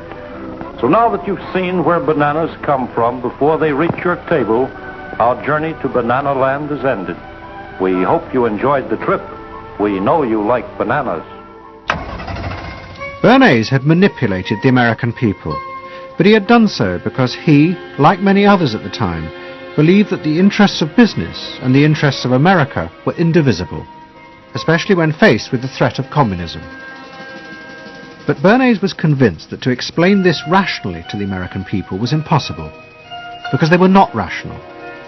Instead, one had to touch on their inner fears and manipulate them in the interests of a higher truth. He called it the engineering of consent.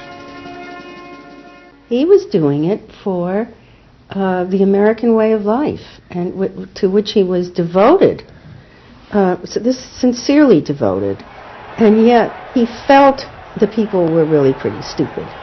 And that's the paradox.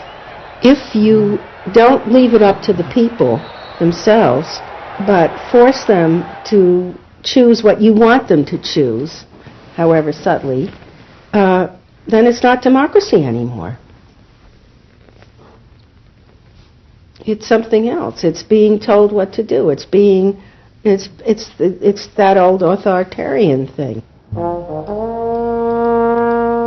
But the idea that it was necessary to manipulate the inner feelings of the American population in the interests of fighting the Cold War now began to take root in Washington. Above all, in the CIA, who were going to take it much further. They were concerned that the Soviets were experimenting with psychological methods to actually alter the memories and feelings of people, the aim being to produce more controllable citizens. It was known as brainwashing. Psychologists in the CIA were convinced that this really might be possible, and that they should try to do it themselves. The image of the human being that was being built up at that particular time was that there was a great deal of vulnerability in every human being, and that vulnerability could be manipulated to program somebody to be something that I wanted them to be, and they didn't want to be. That you could manipulate people in such a way that they could be automatons, if you will, for whatever your own purposes were. This was the image that people thought was possible. In the late 50s, the CIA poured millions of dollars into the psychology departments of universities across America. They were secretly funding experiments on how to alter and control the inner drives of human beings. The most notorious of these experiments was run by the head of the American Psychiatric Association, Dr. Ewen Cameron. Like many psychiatrists at that time, Cameron was convinced that inside human beings were dangerous forces which threatened society. But he believed that it was possible not just to control these forces, but actually remove them. He thought that psychiatry should not just concentrate on sick people, mentally ill, but should actually go into government, that politicians should listen to psychiatrists. Psychiatrists should be in every parliament and should direct and monitor political activities, because they knew in a rational, scientific way what was good for people. Cameron had set up a clinic in a hospital in Montreal called the Allen Memorial. It is now long since closed down. Cameron took patients who suffered a wide range of mental problems. His theory was that these resulted from forgotten or repressed memories. But he was impatient with the idea of using psychotherapy to uncover them. Instead, he would simply wipe them. Cameron used drugs, including LSD, and the technique of ECT, electroconvulsive therapy. It was conventionally used at that time to relieve depression. But Cameron was going to use it in a new way, to produce new people. He was really using it to try and change the fundamental function of the individual, to alter their past memories, their past ways of behaving. And as I think he said at one point, it is to just sort of erase everything from their past so that you then had a slate in which you could record new ways of behavior. And so he used massive doses of shock, people receiving several shocks a day, and over a course of time, hundreds of ECT treatments, so that they were just reduced to a sort of a very primitive vegetable state. I don't remember what happened to me. I was introduced to Dr. Cameron, and I don't remember Dr. Cameron at all. I don't remember any of that. They shipped me up to what they called the sleep room, and they gave me all of these electroconvulsive shock treatments and megadoses of drugs and LSD and all of that, and I have no memory of any of that. Nothing of that time of the Allen Memorial or any of my life previous to that. All gone. Wiped. And then having depatterned somebody or brought them down to where basically nothing but the essential functions of the body were going on in terms of breathing and things of this nature. Then he would begin to feed material into these individuals, positive material, such that the brain would be programmed in a positive way, so that the individual would be completely altered. Then he put these tapes under our pillows called psychic driving. He would then put back into this empty brain a program of whatever sort he decided upon, and the people like myself would wake up another person, I guess. In fact, Cameron's experiments were a complete disaster. All he managed to produce were dozens of individuals with memory loss, and the ability to repeat the phrase, "I am at ease with myself." And it was not an isolated case. Almost all the experiments the CIA funded were equally unsuccessful. Despite their ambitions, American psychologists were beginning to find out how difficult it was to understand and control the inner workings of the human mind. we had been really chasing a phantom, if you will, an illusion. That the human mind was more capable of manipulation from the outside by outside factors than it is. We found out that the human being is an extremely complex thing. There were no simple solutions. But you've just got to bear in mind that these were very strange times. The psychoanalysts had come to power in America because of their theory that they knew how to control the dangerous forces inside human beings. But now the psychoanalysts were about to face a high-profile failure that would lead people to begin questioning the very basis of their ideas. It began in Hollywood. The film industry had become fascinated by psychoanalysis, and Anna Freud was a powerful influence on dozens of analysts in Los Angeles. They treated film stars, directors, and studio bosses. Anna Freud's closest friend was the most sought after of all, Ralph Greenson. And in 1960, the most famous star in the world turned to Greenson for help. Marilyn Monroe was suffering from despair and had become addicted to alcohol and drugs. Well, when I walked in to dinner, here was Marilyn Monroe. And I'd made a picture with her called All About Eve. This is dinner at Ralph Greenson's. Yes. And the only thing was that Ralph was trying to show her, Romy, I never called him Ralph in my life. Romy was trying to show her that the way a family life ought really to be. So we were walking the dog after us. I said, "What the hell are you doing here?" I said, "You never asked me to dinner." And he said, "You weren't that sick." And I said, "Oh, no." He said, "The point is just this child has no frame of reference. In other words, she doesn't know what the goal is." What Greenson did was follow Anna Freud's theory.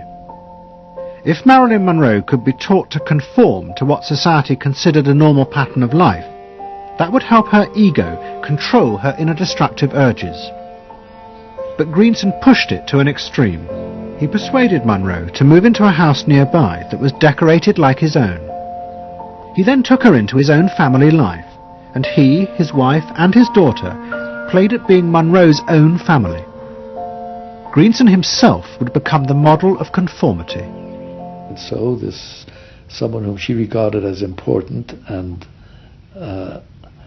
whom she idealized, if he turned out to be a very gratifying father figure, her ego would benefit from that. That was the theory. His wife and children, everyone was involved, yeah. They were strengthening the person. They were strengthening the mind. They were strengthening the agent that controls inner life against adversity, against insufficiency, against too much frustration. So that Marilyn Monroe would no longer be a helpless person looking for love. She'd have enough love. But despite all his efforts, Greenson was unable to help Marilyn Monroe. On August 5th, 1962, she committed suicide in her house. The suicide shocked many in the analytic community, including Anna Freud. And high-profile figures in American life, who had previously been enthusiasts for psychoanalysis, now began to question why psychoanalysis had become so powerful in America. Was it really because it benefited individuals? Or had it in fact become a form of constraint in the interests of social order? The critics included Monroe's ex-husband, Arthur Miller. My argument with so much psychoanalysis is the preconception that suffering is a mistake, or a sign of weakness, or a sign even of illness, when in fact, possibly the greatest truths we know have come out of people's suffering. That the problem is not to undo suffering or to wipe it off the face of the earth, but to make it inform our lives, instead of trying to cure ourselves of it constantly and avoid it, and avoid anything but that lobotomized sense of what they call happiness. There's too much of an attempt, it seems to me, to think in terms of controlling man rather than freeing him, of defining him rather than letting him go. Mm-hmm. And it's part of the whole ideology of this age, which is power mad. Hey, have you heard about the crazy new way to send a message today? It's flashed on a screen, too quick to see, but still you get it subliminally. At the same time, an onslaught was launched on the way psychoanalysis was being used by business to control people. The first blow came with a bestseller, The Hidden Persuaders, written by Vance Packard. It accused psychoanalysts of reducing the American people to emotional puppets, whose only function was to keep the mass production lines running.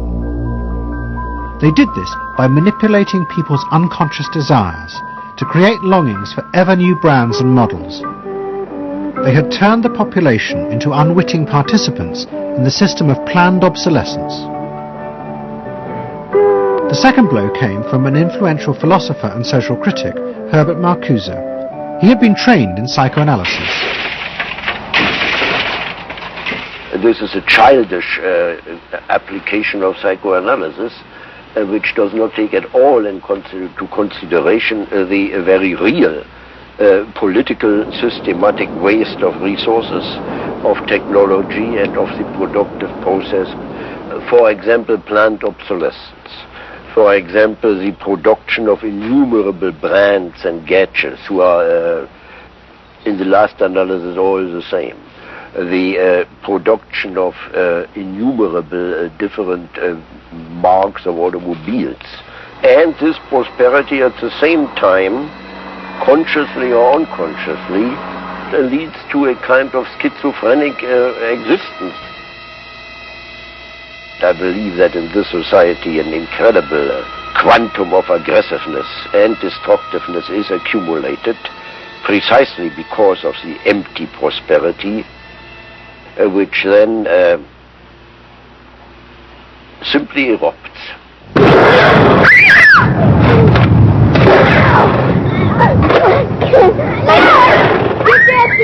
Marcuse's argument was not simply that psychoanalysis had been used for corrupt purposes. It was more fundamental. Marcuse said that the very idea that you needed to control people was wrong. Human beings did have inner emotional drives, but they were not inherently violent or evil. It was society that made these drives dangerous by repressing and distorting them. Anna Freud and her followers had increased that repression by trying to make people conform to society. In so doing, they made people more dangerous, not less. Marcuse challenged that social world, and he said that's a world that should not be adapted to. And in fact, what the individual was adapting to was corrupt and evil and corrupting. In other words, he switched the source of evil from inward conflict to the society itself. That the sickness of society lay at the societal level, not at the sickness of human beings in it. And if people did not challenge that, then they were, in fact, submitting to evil. Modern psychology has a word that is probably used more than any other word in psychology. It is the word maladjusted. It is the ringing cry of modern child psychology. Maladjusted. Now, of course, we all want to live the well-adjusted life in order to avoid neurotic and schizophrenic personalities. But as I move toward my conclusion, I would like to say to you today, in a very honest manner, that there are some things in our society and some things in our world for which I'm proud to be maladjusted. And I call upon all men of goodwill to be maladjusted to these things until the good society is realized. I must honestly say to you that I never intend to adjust myself through racial segregation and discrimination. I never intend to adjust myself to religious bigotry. I never intend to adjust myself to economic conditions that will take necessities from the many to give luxuries to the few and leave millions of God's children smothering in an airtight cage of poverty in the midst of an affluent society. The political influence of the Freudian psychoanalysts was over. Instead, they were now accused of having helped to create a repressive form of social control. Anna Freud and Dorothy Burlingham lived on in Sigmund Freud's old house in London. In 1970, Dorothy's son Bob died of alcoholism. And in 1973, his sister Mabby returned for yet more analysis with Anna Freud.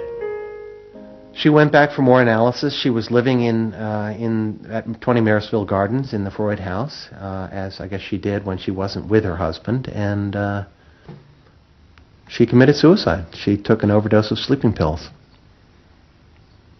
In Freud's own house? In Freud's own house, right.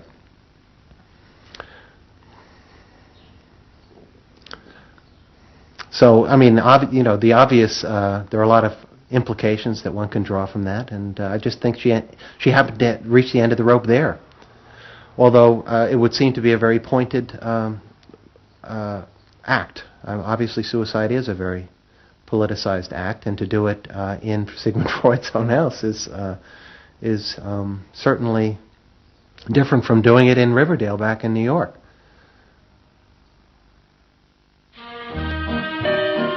Next week's episode will tell the story of the rise to power of the enemies of the Freud family. They believed that the way to build a better society was to let the self free. But what they didn't realize was that this idea of liberation would provide business and politics with yet another way to control the self, by feeding its infinite desires. To be lonesome. You know not what it means to be blue. Someday you'll realize and pay for all those lies. Then you'll know what it means to be blue.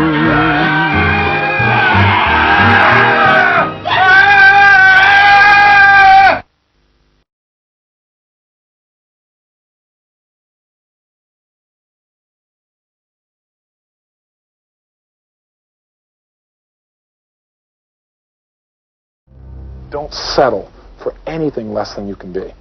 Make your life a masterpiece. This is a series about how Sigmund Freud's ideas about the unconscious mind have been used by those in power to control the masses in an age of democracy. Last week's episode showed how Freud's ideas spread throughout America in the 1950s. They were promoted by his daughter Anna and by Freud's nephew Edward Bernays, who invented public relations. He brought Freud's theories into the heart of advertising and marketing. A man like you, I mean, with a car like this. What they both believed was that underneath all human beings was a hidden, irrational self, which needed to be controlled, both for the good of individuals and the stability of society. But the Freuds were about to be toppled from power by opponents who said they were wrong about human nature. The inner self did not need to be repressed and controlled. It should be encouraged to express itself.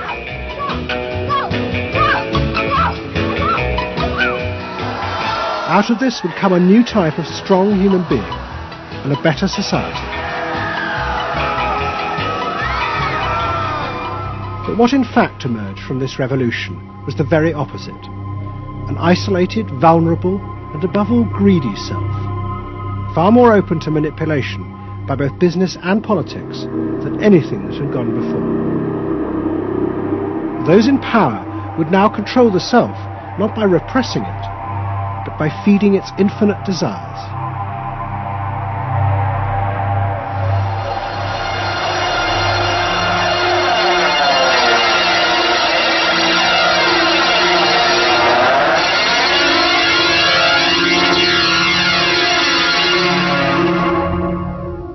What goes on here is the liberation of feeling. In other words, feelings, not just memories, that have been suppressed. For example, screaming, crying, anger. You get a person who's really angry, and they're going to let it out. No! No, I could kill you. I'm an old man. Listen, I can't get all the strength into this that young people would get if they had those feelings. That wasn't bad. In the 1950s, a small group of renegade psychoanalysts began a new form of therapy. They worked in small rooms in New York City and encouraged their patients to express their feelings openly. I want help. I do. I want help. It was a direct attack on the ideas of the Freudian psychoanalysts, who had become rich and powerful, teaching Americans how to control their feelings. In Freud's work, you see, they were afraid of the feelings. They believed that what they wanted was contained people, very proper, doing the right thing and living a proper life. That's what they wanted. But not an intense emotional life. Freud wasn't emotional himself.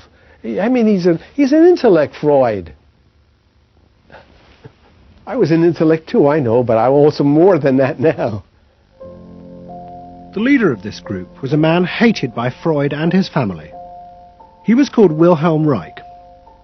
Reich lived an isolated life in a house he had built for himself in remote mountains near the Canadian border. Reich originally had been a devoted disciple of Freud's in Vienna in the 1920s. But he had challenged Freud over the fundamental basis of psychoanalysis. Freud argued that at heart, human beings were still driven by primitive animal instincts. The job of society was to repress and control these dangerous forces. Reich believed the complete opposite. The unconscious forces inside the human mind, he said, were good. It was their repression by society that distorted them. That was what made people dangerous. Reich and Freud had two fundamentally differing views about what was essential human nature. At its core, Freud saw an uncontrolled, violent, warlike, raging inferno of emotions. Reich said these things are not the way human beings are originally destined to be. They're the result of not permitting the original impulse to express itself. The underlying natural impulse, Reich argued, was the libido, sexual energy. If this were released, then human beings would flourish. But this idea brought him into direct conflict not only with Sigmund Freud, but Freud's daughter Anna, who believed that the sexual forces in humans were dangerous if not controlled. My father thought that you should liberate the libido and have freedom. And he developed a theory rather early that neurosis were due to lack of good orgasm, or any orgasm. And that was, Anna Freud, you know, was a virgin. I mean, this is very important because she never had a sexual relation with a man. And here was this man preaching that the way to health was through orgasm. And here was this woman who had been analyzed by her father because she was masturbating. So here's this woman who's opposed to sexuality, really, and here's this man who's preaching sexual freedom. I mean, there was bound to be a clash, wasn't there? The conflict came to a head at a conference in 1934 in Switzerland. Anna Freud, who had by now become the acknowledged leader of the psychoanalytic movement, forced Wilhelm Reich out. She destroyed his career. She got rid of him, very definitely. And I guess part of what I'm doing is getting rid of her. Explain. Well, I think that Anna Freud shouldn't get away with what she did, that it should be known. Maneuvering to get him kicked out of the International Psychoanalytic Association. So you're taking revenge? You might say so, right? Or wronging a right. No, righting a wrong. You better cut that one out. Isn't that called a Freudian slip? Yes, it is.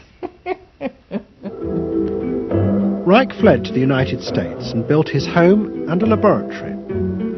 His ideas became grandiose to the point of madness. He was convinced that he had discovered the source of libidinal energy. He called it orgone energy, and Reich built a giant gun, which he said could captured this energy from the atmosphere and concentrated onto clouds to produce rain. He also said that the gun could be used to destroy UFOs, which threatened the future of the world. In 1956, Reich was arrested by the federal authorities for selling a device that he said used orgone energy to cure cancer. Reich was treated as a madman. He was imprisoned and all his books and papers burnt on the order of the court. A year later, Reich died in prison. To the Freudians, it seemed as if their main threat had been removed forever. But they were wrong. What the Freudians didn't realize was that their influence in American society was also about to be challenged, and in a way that would lead not only to their decline, but to the dramatic resurgence of Reich's ideas in America and throughout the capitalist world.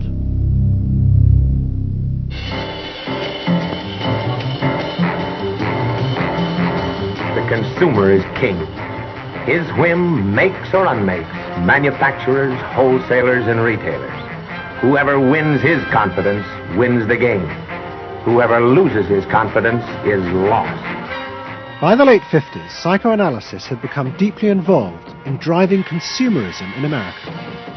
Most advertising companies employed psychoanalysts, and as last week's episode showed, they had created new ways to understand consumers' motives, above all with the focus group, in which consumers free associated their feelings about products. Out of this came new ways to market products by appealing to the hidden unconscious desires of the consumer. Memorability. Sheer deception. Great. Tilt-away steering wheel. A dream thing, the mistress. Something intimate is going on. But in the early 60s, a new generation emerged who attacked this. They accused American business of using psychological techniques to manipulate people's feelings and turn them into ideal consumers.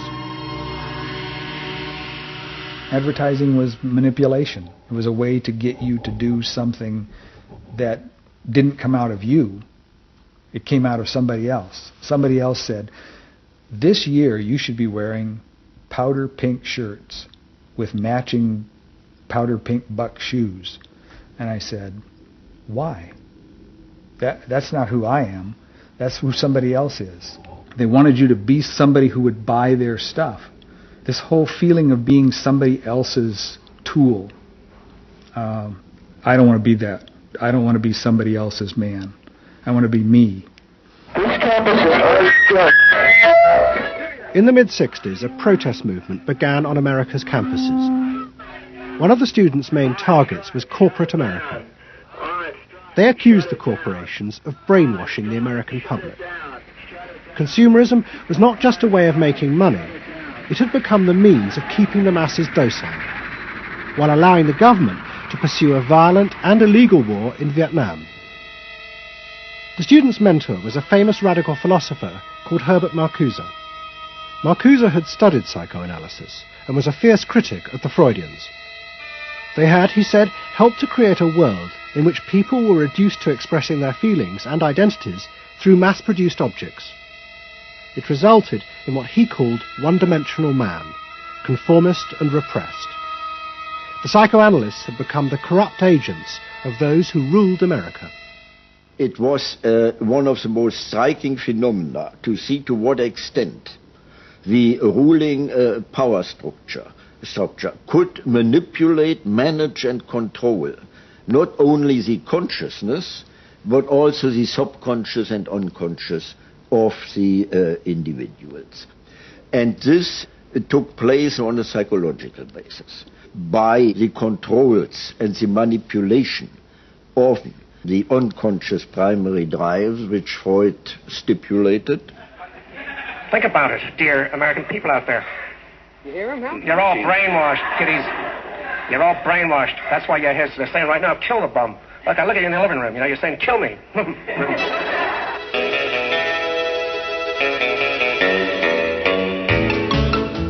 Following the logic of Marcuse's argument, the new student left set out to attack this system of social control. It was summed up in the slogan, "There is a policeman inside all our heads. He must be destroyed." And that policeman was going to be destroyed by overthrowing the state and the corporations that had put him there.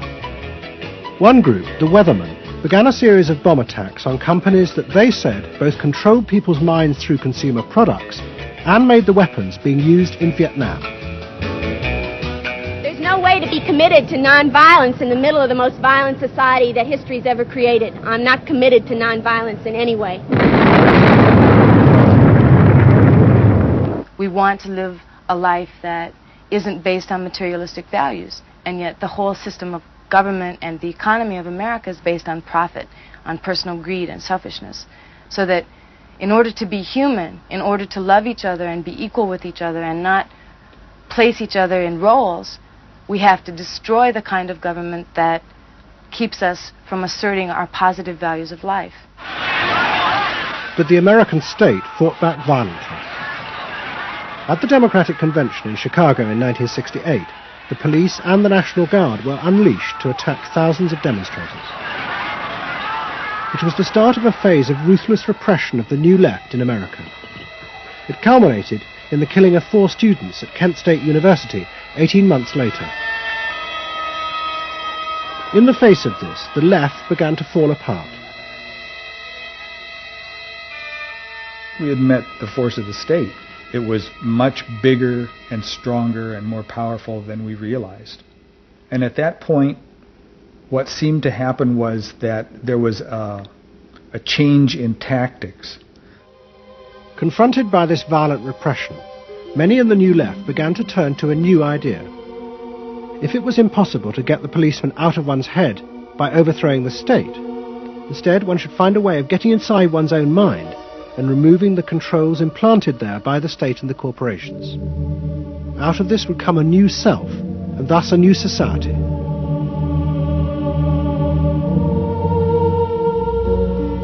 People who had been politically active were persuaded that if they could change themselves and be healthy individuals, and if a movement grew up just aimed at people changing themselves, then at some point all that positive change going on, well, you could say quantity would become quality, and there would be a sort of a spontaneous transformation of society. But political activism was not required. It's about making a new you, that if enough people changed the way they were, that the society would change. So the personal became political? Yes, the personal became political. Without changing the personal, you didn't stand a chance of changing the political. Coming up against the state power of the United States was not an option. I mean, they outgunned us. And to produce the new self, they turned to the ideas and techniques of Wilhelm Reich. Since his death, a small group of psychotherapists have been developing techniques based on Reich's ideas. Their aim was to invent ways that would allow individuals to free themselves from the controls implanted in their minds by society. Their center was a tiny old motel on the remote coast of California. It was called the Esalen Institute. The dominant figure at Esalen was a psychoanalyst called Fritz Perls. Perls had been trained by Reich and had developed a form of group encounter in which he pushed individuals to publicly express the feelings inside them that society had said were dangerous and should be repressed. It's a basic fear of that thing inside me, like a little demon in there. It doesn't come out very often. It's really hard to get it out. Now put the thing inside you on that chair, talk to it. Perls used to call this getting on the hot seat in front of a group. If this were the hot seat and you were Perls, and you would guide me into this process of self-enactment, self-revelation, of staying present to all the parts of yourself and noticing it, and then taking ownership of this.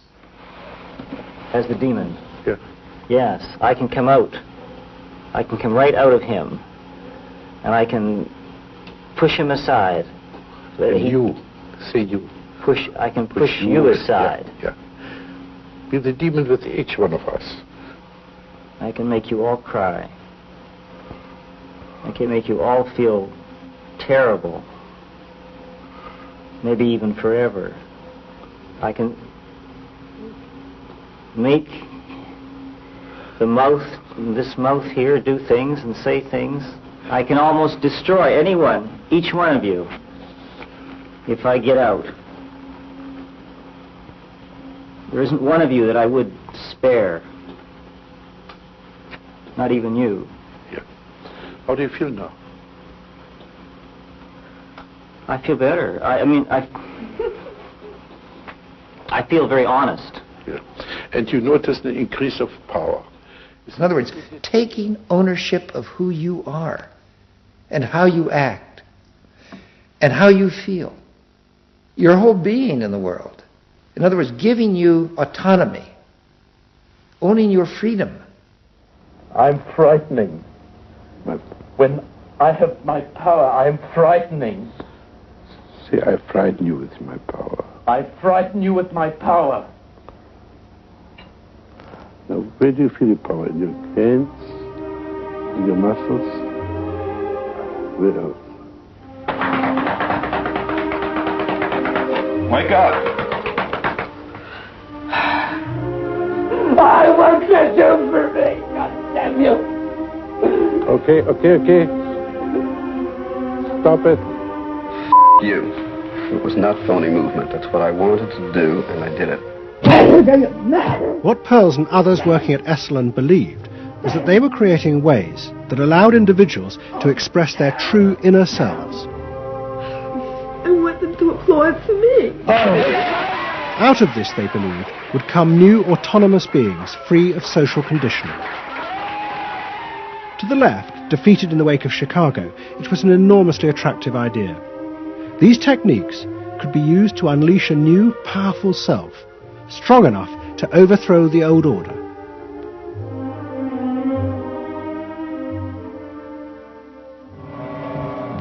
In the late 60s and early 70s, thousands flocked to Esalen. Only a few years before, it had been an obscure fringe institute. Now it became the centre of a national movement for personal transformation, the Human Potential Movement. So it became magnetic. People wanted to join this stream of exploration. Within 7 or 8 years, there were about 200 of these centers in America, looking mainly to Esalen for the leadership. I feel so liberated. Really? It's fantastic. And it took on a big political agenda. You could not separate personal transformation from social transformation. The two go together. As the movement grew, the leaders of Esalen decided to try and use their techniques to solve social problems. They began with racism. They organized an encounter group for white and black radicals. Both groups would be encouraged to express their inner racist feelings which had been instilled in them by society. By doing this, they would transcend those feelings and encounter each other as individuals. I started a series of encounters called Racial Confrontation as Transcendental Experience.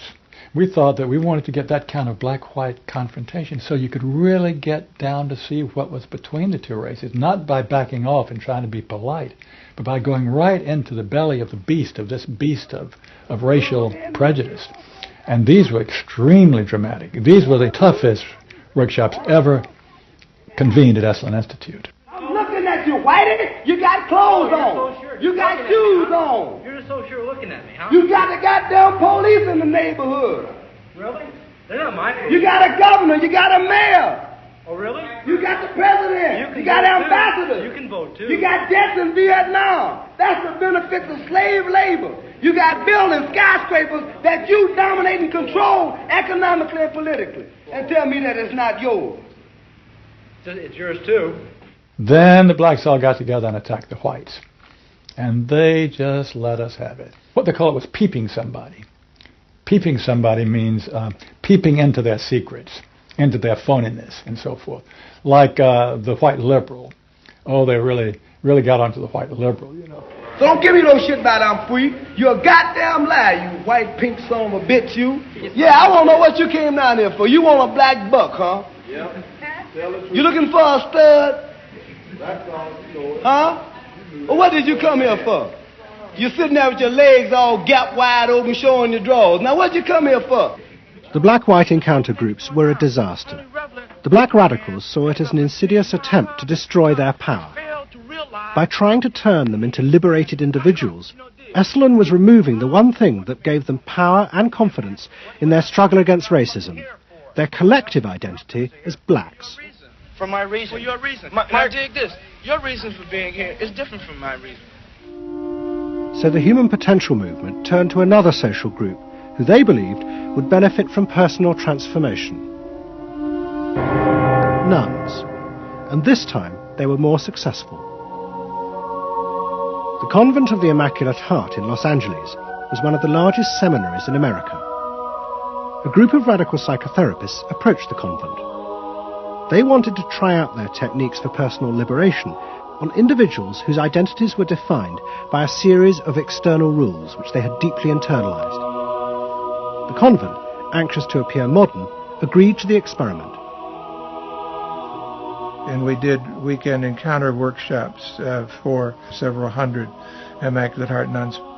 Nuns who were reserved, and they tended to be more reserved than other normal people, were told, don't be so reserved, let it all out. You're a good person. You can afford to be who you really are. You don't need to play the role of a nun. You don't need to keep downcast eyes. And prudence is an oversold virtue.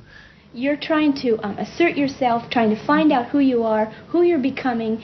At the same time, you're trying to live a life of dedication, of service, and you're trying to make all these things fit into who you are, and you're just, you know, it's such a turmoil at times that you just blow a gasket and do silly, crazy things, you know. Running around the orchard and stealing oranges and taking Cokes out of the refrigerator and crazy things. I felt like I was being a hypocrite, and I wanted people to respect me for what I was, not for what I was wearing. And so I'm glad for the change. You feel frightened, but you'll go on. Oh, yeah, I'm scared to death, but it's worth it. The experiment began to transform the convent. The nuns voted to discard their habits in favor of ordinary clothes. But the psychotherapists found they had awoken other forces. Solid. One of the things we unleashed was sexual energy. The kind of thing that the church had been very good at restraining was no longer to be restrained. One sister who was a member of the community, she got the idea that she could be freer than she had been before, and she seduced one of her classmates and then seduced the mistress of novices, who was an older woman, very reserved, and her program of freeing this older woman was sexual. She drove her to the store, and when they drove back and drove into the garage, she leaned over and gave her a big kiss on the lips. And thereafter, sister, who had perhaps never been kissed before, was ready for more. The effect of the experiment on the convent was cataclysmic. Within a year, 300 nuns, more than half the convent, petitioned the Vatican to be released from their vows. And 6 months later, the convent closed its doors. All that was left was a small group of nuns, but they had become radical lesbian nuns. The rest gave up the religious life. They gave up being nuns. They did, yeah, they became persons. By the late 60s, the idea of self-exploration was spreading rapidly in America. Encounter groups became the center of what was seen as a radical alternative culture based on the development of the self, free of a corrupt capitalist culture. We just want the freedom to be ourselves, and that's for love, for experience, positive way of life. We don't say that you're wrong. We just want to be free to be what we want to be, or what we find ourselves to be, as we continue to search ourselves. And it was beginning to have a serious effect on corporate America, because these new selves were not behaving as predictable consumers. The life insurance industry in particular was concerned that fewer and fewer college students were buying life insurance when they left university. They asked Daniel Yankelovich, America's leading market researcher, to investigate. He had studied psychoanalysis. The life insurance business, more than any other business at the time, was built on the Protestant ethic. You only bought life insurance if you were a person who sacrificed for the future. If you lived in the present, you had no need for life insurance. So they had some sense that maybe the sort of core values of the Protestant ethic were being challenged by some of these new values that were beginning to appear. And I was really astonished at what I found. The conventional interpretation, the dominant interpretation, was that it had to do with political radicalism. But, you know, it was clear to us that that was a mask, a cover. The core of it had to do with self-expressiveness. That this preoccupation with the self and the inner self, that was what was so important to people. The ability to be self-expressive. Wow, what a feeling! 300 miles! Go! We're out of sight! Yankelovich began to track the growth and behavior of these new expressive selves. What he told the corporations was that these new beings were consumers, but they no longer wanted anything that would place them within the narrow strata of American society. Instead, what they wanted were products that would express their individuality, their difference in a conformist world, the very things that US corporations did not make. Products have always had an emotional meaning. What was new was individuality. The idea that this product expresses me, and whether it was a small European car, the particular music system, Relaxing. your presentation of self, your clothing. For immediate energy from our muscles and relaxing. These become ways in which people can expend their money in order to say to the world who they are. But the manufacturers, they had no idea of what was going on, really, with consumers and in the market at large. Major advertising companies set up what they called operating groups to try and work out how to appeal to these new individuals. The head of one agency sent a memo to all staff. We must conform, he told them, to the new nonconformists. We must listen to the music of Bobby Dylan and go to the theatre more. But the problem was, few of the self-expressive individuals would take part in focus groups. The advertisers were left to their own devices. There's a new cereal that tastes so right. Makes you dance, it's a way out of sight. It's tasty little squares of malted wheat. It's crispy and it's crunchy and it tastes so neat. Faster though. That's what I'm saying. Use a folk rock with more rock than folk. And there was an even more serious problem. To make products for people who wanted to express themselves would mean creating variety. But the systems of mass production that had been developed in America were only profitable if they made large numbers of the same objects. This had fitted perfectly with the limited range of desires of a conformist society. The expressive self threatened this whole system of manufacture. And the threat was about to grow rapidly. Go! Because an entrepreneur had invented a way of mass-producing this new independent self.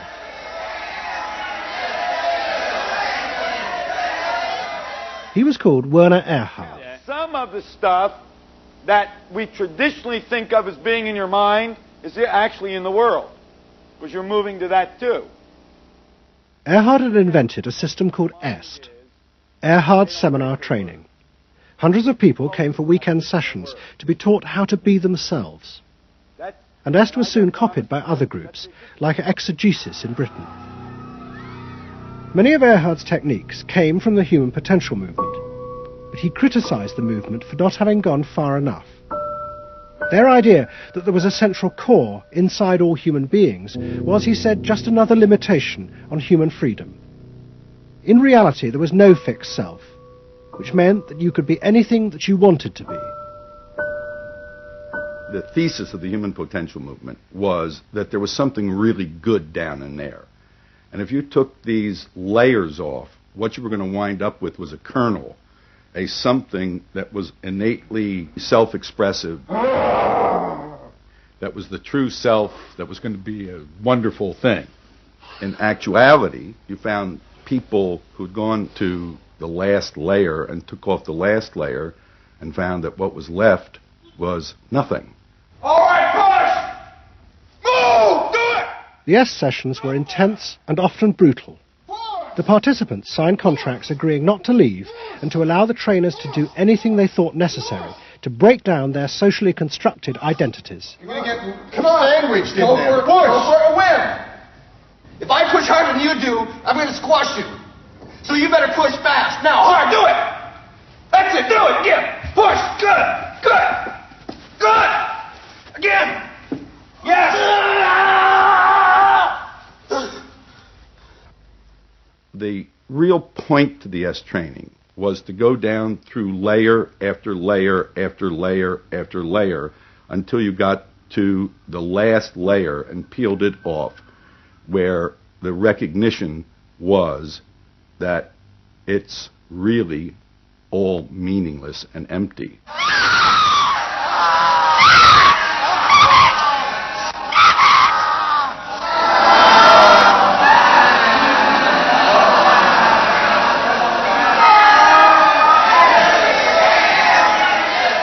Now, that's existentialism's endpoint.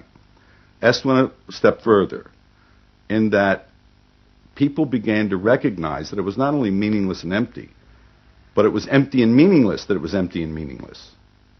And in that, there's an enormous freedom. All the constrictions, all of the rules you've placed on yourself are gone. And what you're left with is nothing. And nothing is an extraordinarily powerful place to stand, because it is only from nothing that you can create. And from this nothing, people were able to invent a life, and allowing them to create themselves. Invent themselves. You can be what you want to be. I want you to start to make that sound, and on that sound, create and people the world the way you want to create it. What Earhart did was to say that only the individual matters, that there is no societal concern, that you living a fulfilled life is all you need be concerned about.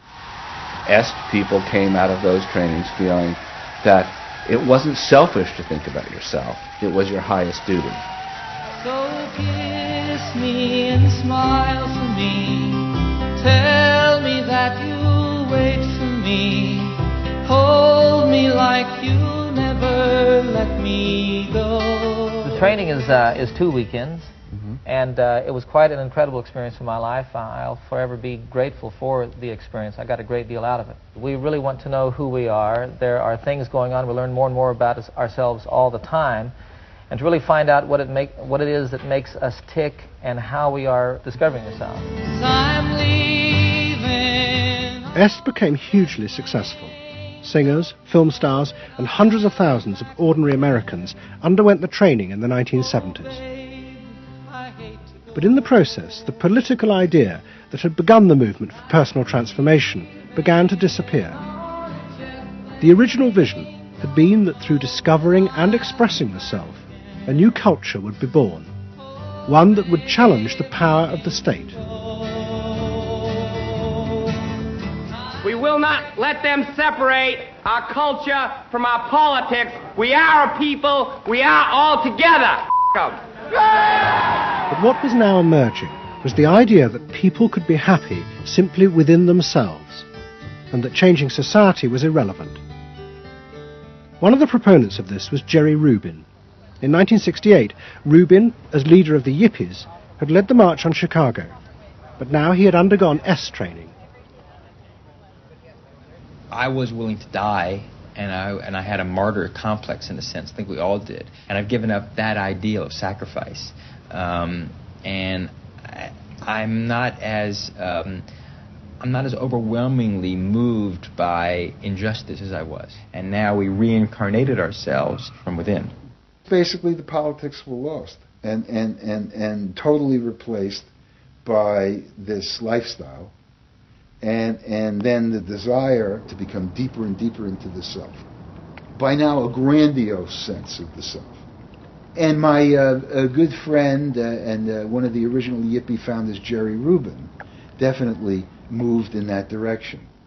And I think he was beginning to buy into the notion that he could be happy and fully self-developed on his own. Socialism in one person. Yes. Was he alone in that trajectory? Although that, of course, is capitalism. That's the whole joke. I think it's funny. I think it's funny because people spend so much of their life being bedeviled by their past and being locked into their past and being limited by their past. And there's an enormous freedom from that. Letting people create themselves. Est was only the most vivid and intense expression of an idea that was spreading rapidly through all strata of American society. Books and television programs promoted the idea that one's first duty was to be oneself. And those monitoring this shift were astonished at the speed with which the idea was spreading. In 1970, it was a small percentage of the total population, maybe 3 to 5%. By 1980, it had spread to the vast majority of the public, up to 80%. You asked the question, how do you get self-actualized? You take this day and you say, when I shave every morning, I look in that mirror, I say to myself, I really say this, I say, nobody is going to ruin this day for you, Wayne Dyer, nobody. That this preoccupation with the self and the inner self traveled and spread throughout the society in the 1970s. It helped me to stop living in the past and start building from today and using my experiences in a positive way to be a better person today and tomorrow. But then the problem comes, well, how do you be self-expressive? And it was at this point that American capitalism decided it was going to step in and help these new individuals to express themselves. And in the process, make a lot of money. The first thing they were going to do was to find a way of getting inside their heads, to discover what these new beings wanted in order to be themselves. This came not from Madison Avenue, but from one of the most powerful scientific research institutes in America. Stanford Research Institute in California worked for corporations and government. It had done much of the early work on computers, and was also working for the Department of Defense on what would become the Star Wars project. In 1978, a group of economists and psychologists at SRI decided to find a way to read, measure, and fulfill the desires of these new, unpredictable consumers. The idea was to create a rigorous tool for measuring a whole range of desires, wishes, values that prior to that time had been kind of overlooked. They say in business, what gets measured gets done.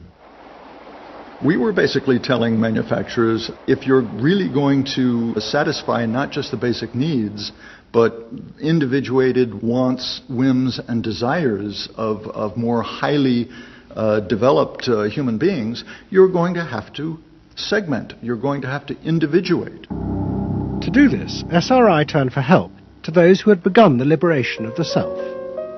In particular, one of the leaders of the human potential movement, a psychologist called Abraham Maslow. Through observing the work at places like Esalen, Maslow had invented a new system of psychological types.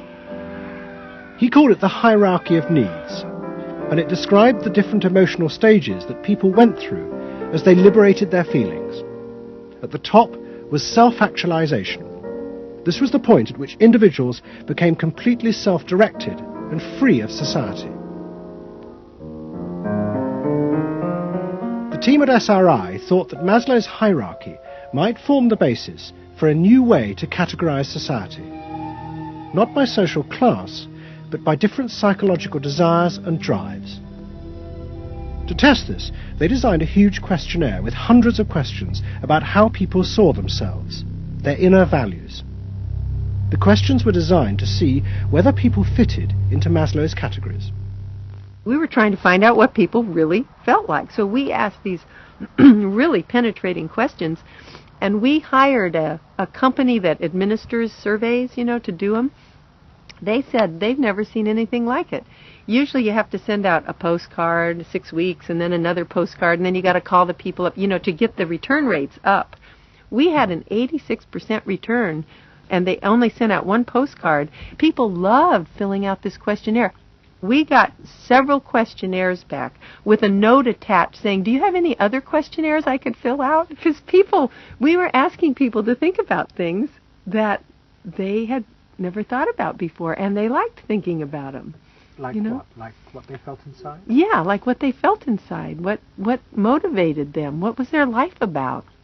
What was important to them? It was sort of like, wow. The answers were then analysed by computer.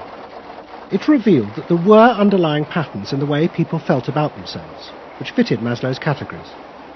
And at the top of the hierarchy were a large and growing group which cut across all social classes. The SRI team called them the inner directives. These were people who felt they were not defined by their place in society, but by the choices they made themselves. But what SRI discovered was that these people could be defined by the different patterns of behaviour through which they chose to express themselves. Self-expression was not infinite. It fell into identifiable types. And the SRI team invented a new term for it: lifestyles. They had managed to categorize the new individualism. They called their system Values and Lifestyles, VALS for short. At the forefront of this change are 3 new VALS groups we call inner directive. These are people for whom personal satisfaction is more important than status or money. They tend to be self-expressive, complex, and individualistic.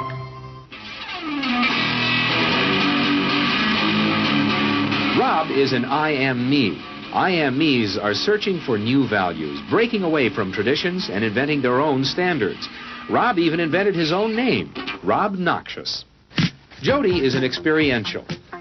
This is a group seeking inner growth through direct experience. Experientials aren't in one place much. This is the try-anything-once crowd, and all that activity takes goods and services. Their hobbies are hands-on, and their possessions are simple, but not always simply priced. I'm a bookseller. I sell books. I'm a businessman. That doesn't necessarily mean that I believe in capitalism. It just happens to be what I'm doing now. SRI created a simplified questionnaire with just 30 key questions. Anyone who answered them could be immediately fitted into a dozen or so of these new groups. It allowed businesses to identify which groups were buying their products, and from that, how the goods could be marketed, so they became powerful emblems of those groups' inner values and lifestyles. It was the beginning of lifestyle marketing.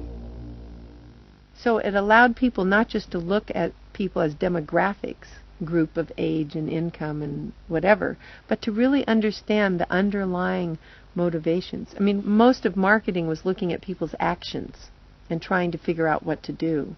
But what we were doing is we were trying to look more into people's underlying values so that we could predict what is their lifestyle, what kind of house do they live in, what kind of car do they drive.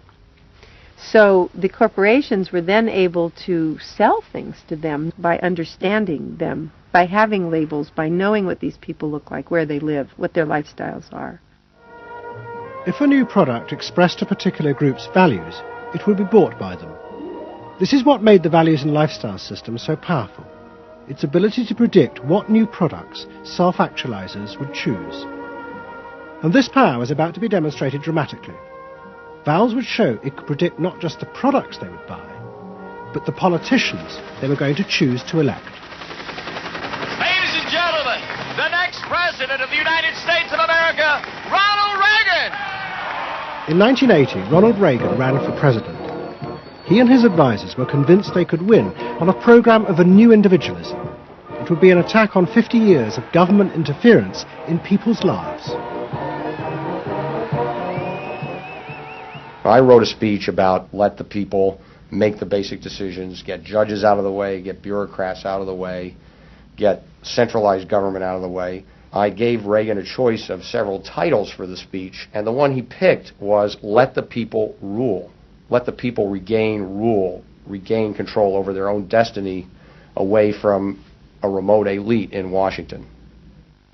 I would like to think that the kind of leadership that I would exercise in Washington is not the kind of leadership that I would pretend that I can solve all the problems I've been discussing here, but that together you and I can. I would like to take the lead in taking government off the backs of the American people and turning you loose to do what I know you can do. It was radical. Moderate Republicans thought it was suicide. Jimmy Carter called it ridiculous. The press was extremely negative.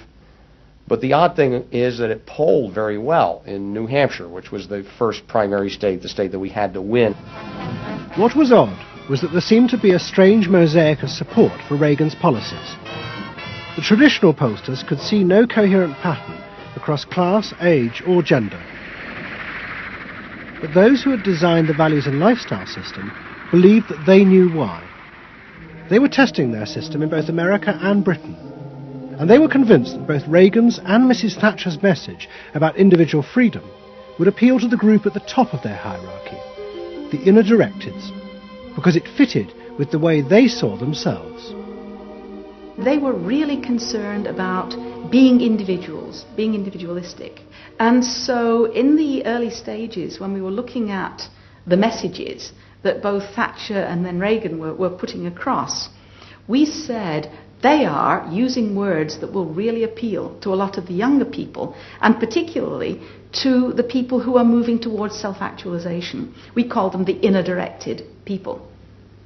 A lot of our colleagues said, that's absolutely ridiculous, because inner-directeds are very socially aware, very socially concerned. They'll never vote Conservative, or they'll never vote for the Republicans. But we said, if Thatcher and Reagan continue to appeal to them in this way, they really will. And I vision leadership in taking government off your backs and turning you loose to do what you can do so well. Thank you very much. The idea that the new self-actualizing individuals would choose a politician from the right, not the left, seemed extraordinary. But to test their prediction, the Values and Lifestyles team did a survey of voting intentions, and they correlated it with their new psychological categories. When we said in our surveys, who are you going to vote for, sure enough, it was the inner-directeds who said that they would vote for Thatcher and for Reagan. And they made the difference in those elections because of their voting for Thatcher and Reagan. And it really surprised our colleagues, even within my own organisation. It really showed the power of this approach, because it's very difficult to identify inner-directeds on the street. These people who voted for Thatcher and Reagan, these inner-directeds, came from any walk of life. It's really hardly correlated with social class at all. I mean, if you just go along and look at age, sex, social class, you would never pick them up. But if you really go along with a questionnaire that gets at their values, then you can identify them very easily. And that was new? And that was completely new, yeah. At the beginning of 1981, Ronald Reagan was inaugurated as president. But he took charge of a country that was facing economic disaster. The terrible inflation of the 1970s had destroyed much of America's traditional heavy industries, and millions were unemployed. But true to his campaign promises, Reagan told the country he would not step in to help, as all previous governments had since the war. These United States are confronted with an economic affliction of great proportions. We suffer from the longest and one of the worst sustained inflations in our national history. Idle industries have cast workers into unemployment, human misery, and personal indignity. In this present crisis, government is not the solution to our problem. Government is the problem. But America's ailing economy was about to be rescued, not by government, but by the new groups that the market researchers had identified, the self-actualizing individuals. They were about to become the motor for what would be called the new economy. You can be what you want to be. So regarding V8, what do you really want? A tasty product that's good for me. What do you want that for? One technique is that we ask people the same question over and over and over again, and we say, what do you want? What do you really want? What do you want that for? And they start to talk about it, and they kind of get intimate with what's going on. What we're doing with that technique is unpeeling the onion. If you want to think of a person kind of having layers and layers and layers of protection and thoughts and behaviors and beliefs, we want to get to that center core. In the wake of the invention of values and lifestyles, a vast industry of psychological market research grew up. And the old technique of the focus group, invented by the Freudian psychoanalysts in the 50s, was used in a new and powerful way. The original aim of the focus group had been to find ways to entice people to buy a limited range of mass-produced goods. But now focus groups were used in a different way to explore the inner feelings of lifestyle groups, and out of that invent whole new ranges of products, which would allow those groups to express what they felt was their individuality. And the generation who had once rebelled against the conformity imposed by consumerism now embraced it because it helped them to be themselves. What capitalism managed to do that was brilliant was to actually create products that people like me would be interested in, that people like Jerry Rubin would be interested in. Capitalism developed a whole industry at developing products that evoked a larger sense of self. That seemed to agree with us that the self was infinite, that you could be anything you wanted to be, that took our philosophy and agreed with it, and then created products that supposedly helped you, aids, that helped you be this limitless self. The product sells you a way of life, a way of being. The product sells you values. You dress this way, you live in a house like this, you have furniture like this, you use this computer. Do you have the regular jeans? Or? Oh, Gloria Vanderbilt does a lot in denim, in silks, and in cotton. You eat in these restaurants, there are values there, hipness, coolness. This is not, I repeat, not a marketing scheme. So the notion that you could buy an identity replaced the original movement notion that you were perfectly free to create an identity. And you were perfectly free to change the world and make the world anything you wanted it to be. Well, what I wear is a statement. And this vast range of new desires fitted perfectly with changes in industrial production. Computers now allowed manufacturers to economically produce short runs of consumer goods. The old restrictions of mass production disappeared, as did the worry that had bedeviled corporate America ever since mass production had been invented, that they would produce too many goods. With the new self, consumer desire seemed to have no limit. In the United States, the concern of companies was always that supply would outstrip demand, that we were producing too much, and that there was not a market for it. You don't hear that kind of talk anymore, because you've gone from a conception of a market of limited needs, and if you fill them, they're filled, to a market of unlimited, ever-changing needs dominated by self-expressiveness that products and services can satisfy in an endless variety of ways, and ways that change all the time. And consequently, economies have unlimited horizons. Out of this explosion of desire came what seemed a never-ending consumer boom that regenerated the American economy. The original idea had been that the liberation of the self would create new kinds of people, free of social constraint. That radical change had happened, but while the new beings felt liberated, they had become increasingly dependent for their identity on business. The corporations had realized that it was in their interest to encourage people to feel that they were unique individuals and then offer them ways to express that individuality. A world in which people felt they were rebelling against conformity was not a threat to business, but its greatest opportunity.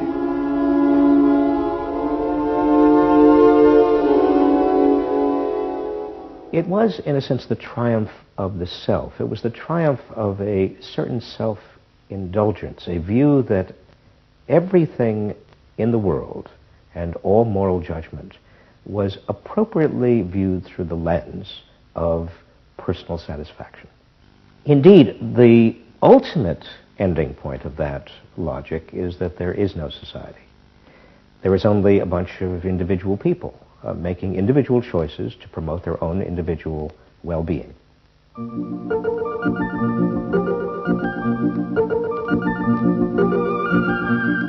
Next week's episode tells the story of how politicians on the left, in both Britain and America, turned to the techniques developed by business in order to regain power. But what they didn't realize is that what had worked for business would undermine the very basis of their political beliefs. They would find themselves trapped by the greedy desires of the new self.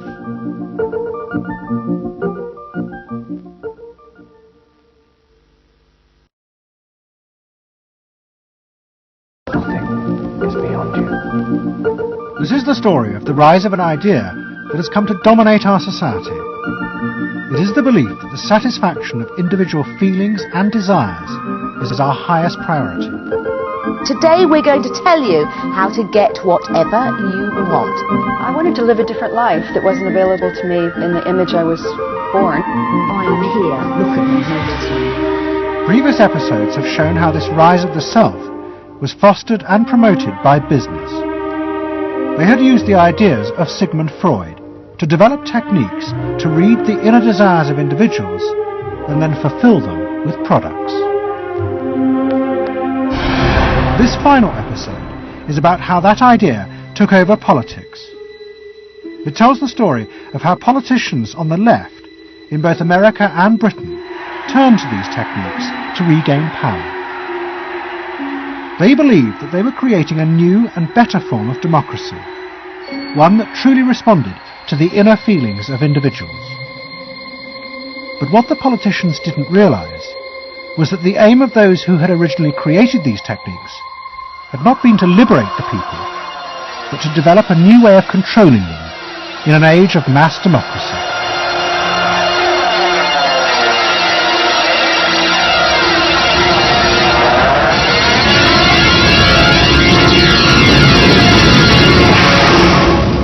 The roots of the story lie way back in the America of the 1920s with one man. He was called Edward Bernays, the nephew of Sigmund Freud. Bernays had been one of the inventors of the profession of public relations, and he was fascinated by his uncle's theory that human behavior was driven by unconscious sexual and aggressive drives. Many of Bernays' clients were large American corporations, and he was the first person to show them how they could sell many more products if they linked them through images and symbols to those unconscious desires that Freud had identified. The strategy he offered them was that people could now look at the goods that were emerging within this society and not merely view those goods as things that they needed in order to deal with some specific material want, but also as goods which would stroke and respond to deep emotional yearnings. You know, how this bar of soap or this bag of flour will make you a happier, more successful, more sexually appealing, less fearful person, somebody to be admired rather than reviled. The powerful people in that world are those people who are capable of reading the public mind and giving the public what it wants in those terms. And Bernays was at the heart of it. Bernays was the guy who was the foremost articulator of the theories which were driving this new system. By the 1980s, Bernays' ideas had come of age. A vast industry had grown up in America, devoted to reading the inner desires of consumers. At its heart was the technique of the focus group. Previous episodes have shown how the focus group was invented by psychoanalysts employed by US corporations. The aim was to allow consumers to express their inner feelings and needs, just as patients did in psychoanalysis. The information was then used to promote and design new products that would fulfill those desires. And Edward Bernays, who was now nearly 100 years old, was celebrated as the founding father of this marketing world. Hi, Doctor. Good to see you. Come on up over here. There you go. Doctor, tell me again what the doctor is. What are we dealing with here? You're the father of public relations. What we're dealing with really is the concept that people will believe me more if you call me doctor. Oh, I see.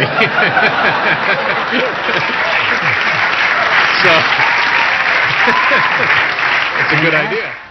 And Bernays' ideas and techniques were also about to conquer Britain in the 1980s. Unlike America, the ruling elites in Britain had always distrusted the idea of pandering to the masses. It was epitomised by the patrician elite who ran the BBC. Even as late as the 60s, popular programmes were referred to as ground bait. Their real job was to lure the viewers into watching the more serious programmes the elite knew was good for them. And market research reflected this attitude. Individuals were observed and classified by market researchers according to their social class, from A through C2, D and E. Probably they might be C2. Yes, I think by the way they're carrying their luggage, all no taxi, and all stuffed in the bags like that. I think the lady possibly sets her own hair, which is always an indication. Yes. Children are nicely dressed. Yes, they are. Probably a skilled worker. A skilled, some description. A skilled worker. I would say so. Yes, I would say so. Certain apprenticeship or done some. That's qualifying. We agree then. Yes, we think C2. We think so. Yes. When people were asked their opinion about both products and politics, they were selected by social class and asked only strictly factual questions about what they thought.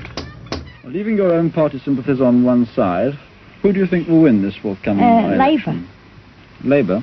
And tell me which you prefer. Which party do you think you'll be voting for? This time, Liberals. You'll be voting for the Liberals. And who do you think will be second? Conservative. This one. Thank you. The idea that one might ask people what they themselves felt and desired, and then give it to them, was seen as alien to the ruling elites, which would challenge their belief that they knew what was best for the public. There's evidence in other countries, in the United States for example, where pollsters have been used before elections to interpret the mood of the public, and then you give people more what they want to have and less what they ought to have.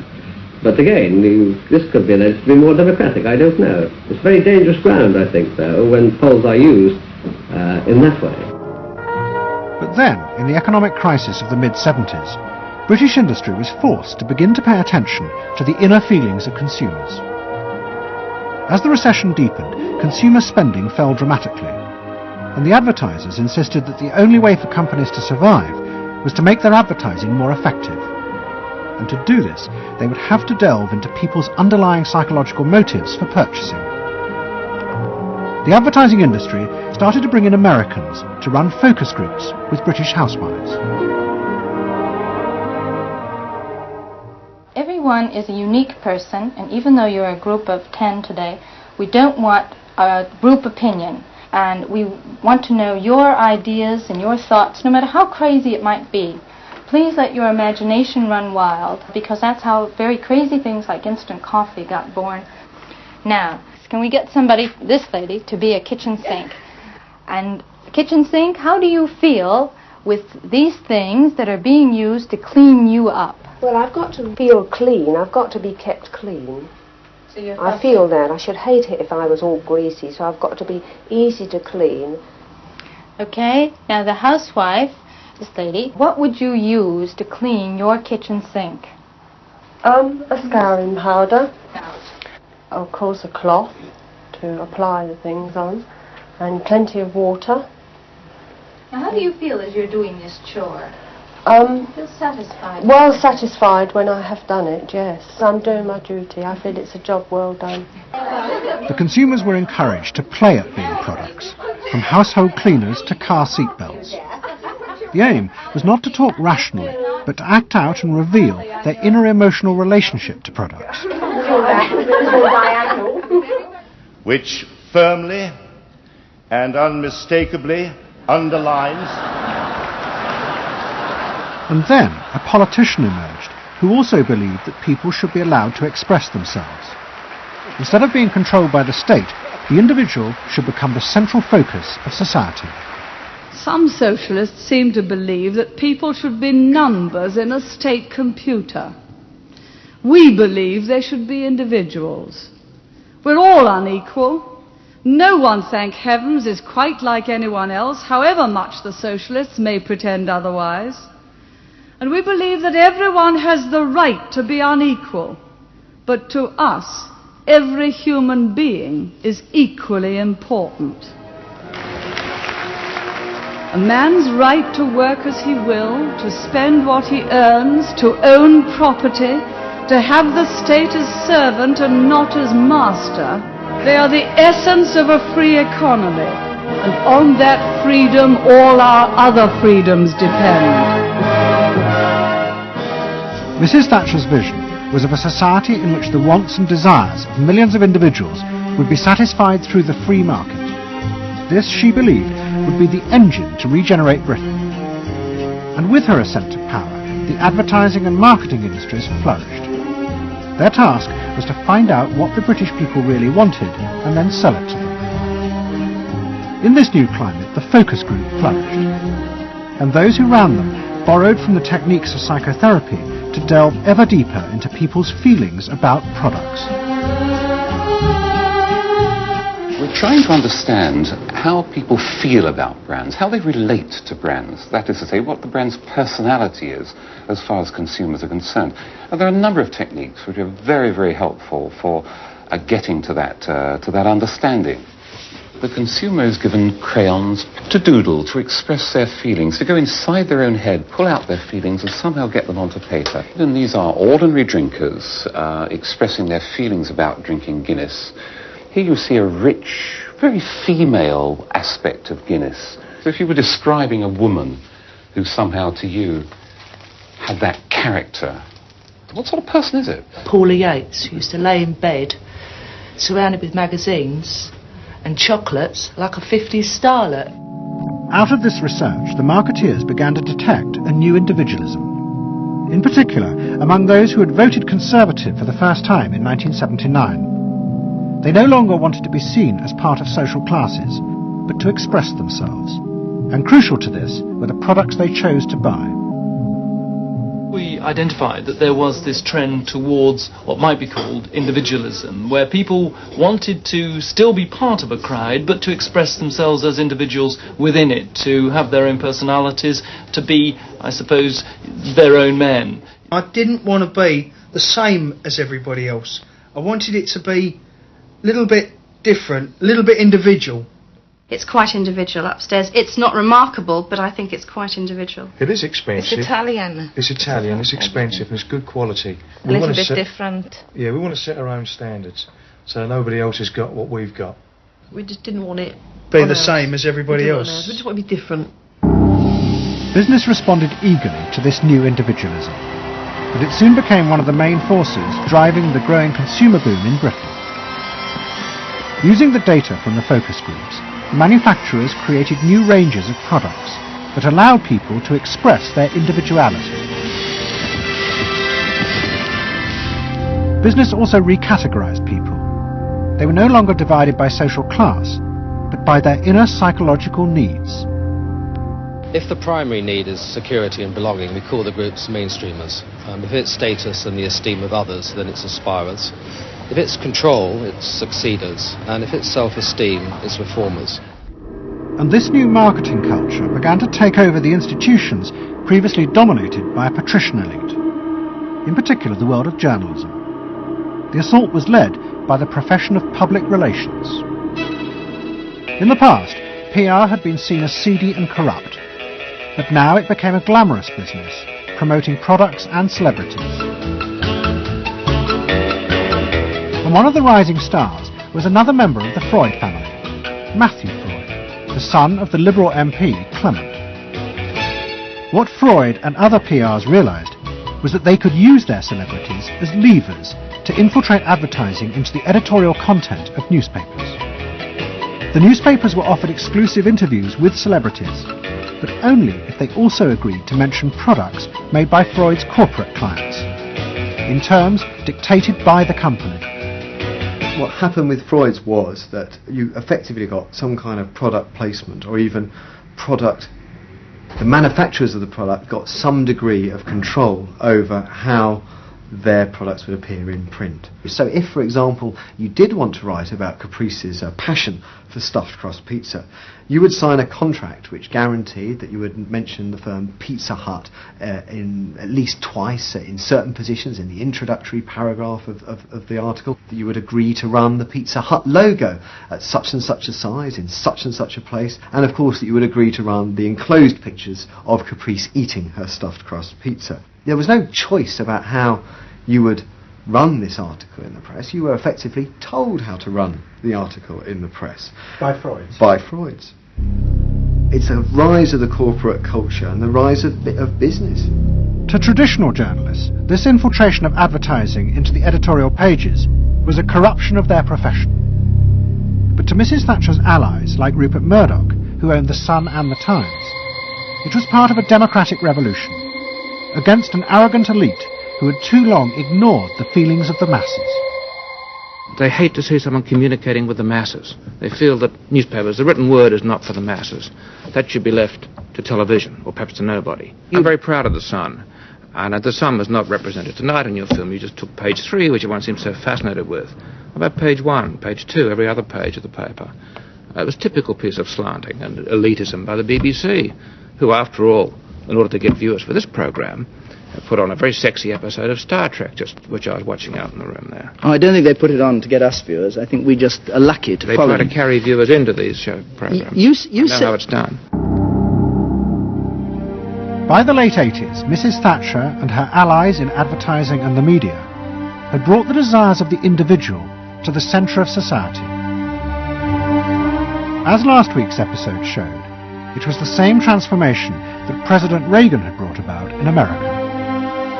Both politicians had encouraged business to take over from government the role of fulfilling the needs of the people.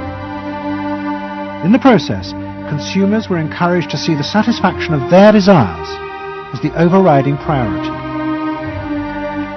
To Thatcher and Reagan, this was a new and better form of democracy. But to their opponents in the parties of the left, they had summoned up the most selfish and greedy aspects of human nature. Ronald Reagan and Margaret Thatcher both embraced an economic philosophy that says the unit of judgment was not only the individual, but it was the individual's personal satisfaction, the individual's own unique happiness and well-being. It was, in a sense, the triumph of regarding individuals as purely emotional beings who have needs and wants and desires that need to be satisfied and can be satisfied unconsciously. It goes way back to the early part of the 20th century, to Freud, to notions of the unconscious, the assumptions that we are, in terms of our rational minds, we're little corks bobbing around on this great sea of hopes and fears and desires of which we are only dimly aware. And that the role of a marketer, the role of somebody selling something, including a politician, is to appeal to this great swamp of desire, of unconscious desire. The left believed the opposite, that the way to create a better society was not to treat people as emotional, isolated individuals, but to persuade them to realize that they had common interests with others, to help them rise above their individual feelings and fears. Let me assert my firm belief that the only thing we have to fear is fear itself. Nameless, unreasoning, unjustified terror, which paralyzes needed efforts to convert retreat into advance. This idea had flourished in America in the Depression of the 1930s. President Roosevelt, faced with the chaos caused by the Wall Street crash, encouraged Americans to join together in trades unions, to set up consumer groups, and to pay for a welfare system for those trapped in poverty. His aim was to create a collective awareness which would become a powerful weapon against the unfettered power of capitalism, which had caused the crisis. That idea had driven the Democratic Party for 50 years. But now, Roosevelt's inheritors railed vainly against the effects of the self-interest encouraged by President Reagan. There is despair, Mr. President, in the faces that you don't see. Maybe, Mr. President, if you stopped in at a shelter in Chicago and spoke to the homeless there. Maybe, Mr. President, if you asked a woman who had been denied the help she needed to feed her children because you said you needed the money for a tax break for a millionaire or for a missile we couldn't afford to use. The worst thing Ronald Reagan did was to make the denial of compassion respectable. He said, you've worked hard, you've made your money. You shouldn't have to feel guilty about refusing to throw it away on people who choose to be homeless and who choose not to work. That's what he said. He said it with an elegance and a kind of benign aspect that disguised its harshness. You think we can do anything about it? Well, why not? If we can work together now to look after the lives of the people here, I don't see why we couldn't work together afterwards to clear up the mess and help build a better world in which these things can't possibly happen. The qualities we've learned from comradeship and common suffering are not going to be wasted after this war. It's out of experience like ours that the new world will be built. That same idea of marshalling the collective force of the masses to challenge the entrenched power of wealth and business had also led the Labour Party to power in Britain after the war. But in the 80s, Labour, like the Democrats in America, lost election after election as millions who had once voted for them switched their allegiance to the Conservatives. There it is, going blue just about everywhere, sweeping the country. The rural parts of Britain now have gone blue. For they are the party of yesterday, and tomorrow is ours. In the face of this, a growing number within the Labour Party became convinced that if they were ever to regain power, Labour would have to come to terms with the new individualism. One of them was an advertising executive called Philip Gould, who had been a lifelong Labour supporter. Gould believed that Labour's leadership had become corrupted by the same patrician arrogance that dominated all Britain's institutions. They denigrated and disapproved of the new aspirations of working-class voters. Labour stopped listening to these people. And I remember the best example of this was after the election of 1983, which was the election above all where the people's voices just were not heard. And I had dinner with a leading Labour Party figure who'd been involved in the defeat, heavily involved in the defeat, and his wife said, God, these working class people, they just, we give them education, we give them chances in life. What do? They read The Sun and they just don't vote for us.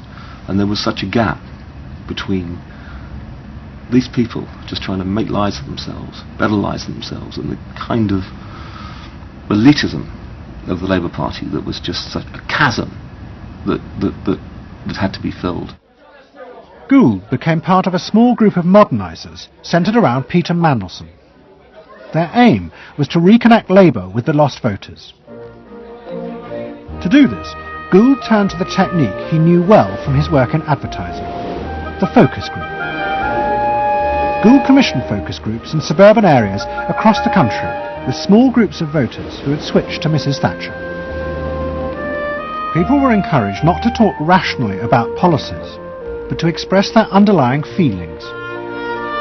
And what Gould discovered was a fundamental shift in people's relationship to politics.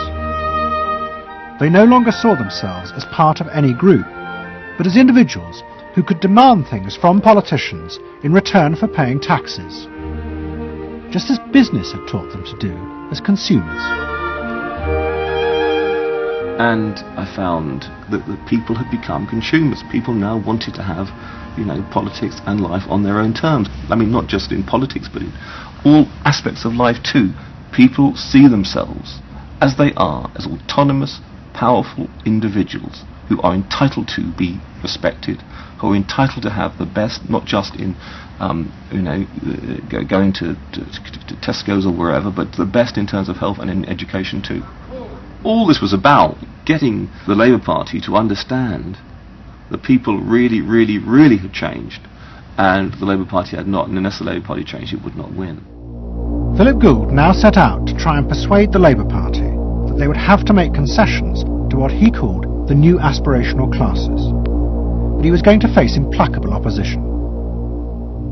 In the run-up to the 1992 election, Gould argued that the only way to win was for Labour to promise not to put up taxes. But the Shadow Chancellor, John Smith, angrily refused.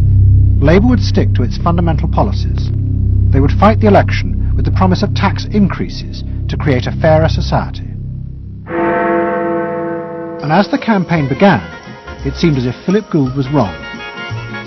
The traditional polls consistently showed Labour ahead, despite the Conservative campaign message that a Labour government would put up taxes. Even the Conservatives' oldest allies in the press became convinced that by harping on about tax, the Conservatives were cutting their own throats. So the worry about the Tories must be that they're not at the moment conveying a sense of grip and being in control, and unless they can do better than that, I think they're going to lose.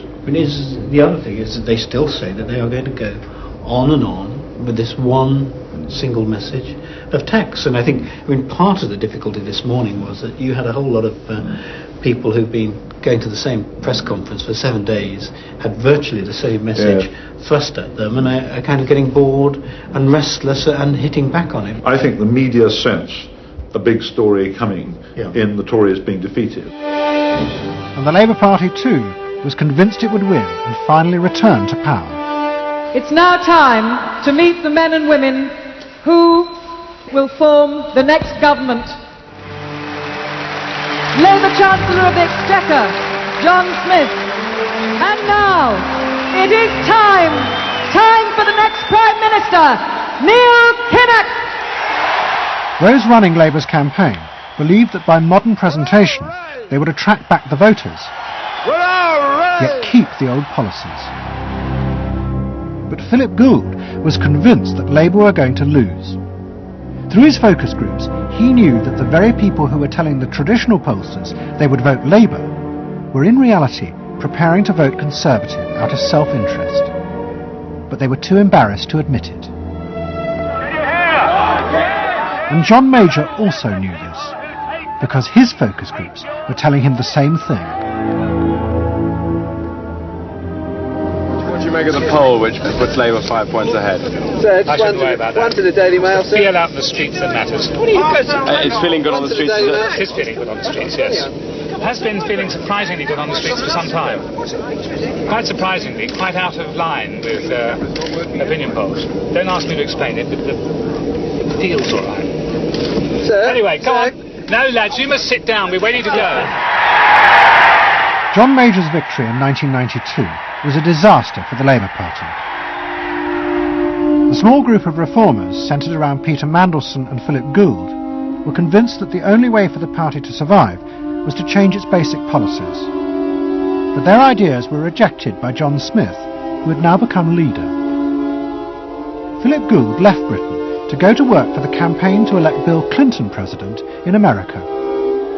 The 1992 election, during it and afterwards, people felt under great strain and really did feel demoralised and dejected. And then to go from this to the Clinton campaign, it was an extraordinary experience, because here suddenly I found articulated many of the ideas that I'd had but not fully myself been able to encapsulate or to articulate. If you want a president who will restore the middle class, reclaim the future for the middle class, and restore the American dream, vote for Bill Clinton in New Hampshire and send a signal to the country that we are coming together. What Gould discovered was that, like the Labour Party, the Democrats had also been doing focus groups with swing voters. The difference was that Bill Clinton had decided to tailor his policies to fit with these voters' desires. Above all, with their ferocious belief that they should only pay tax for things that benefited them, not for the welfare of others. I have no idea what percentage of my tax dollars go to welfare, but even if it's a minuscule percentage, even if it's 0.25%, it's still too much for the people that are receiving these benefits that are basically non-productive. The Clinton team decided that to win, they had to promise tax cuts for these suburban voters. And they also used the focus groups throughout the campaign to check every appearance, speech and policy with them for their approval.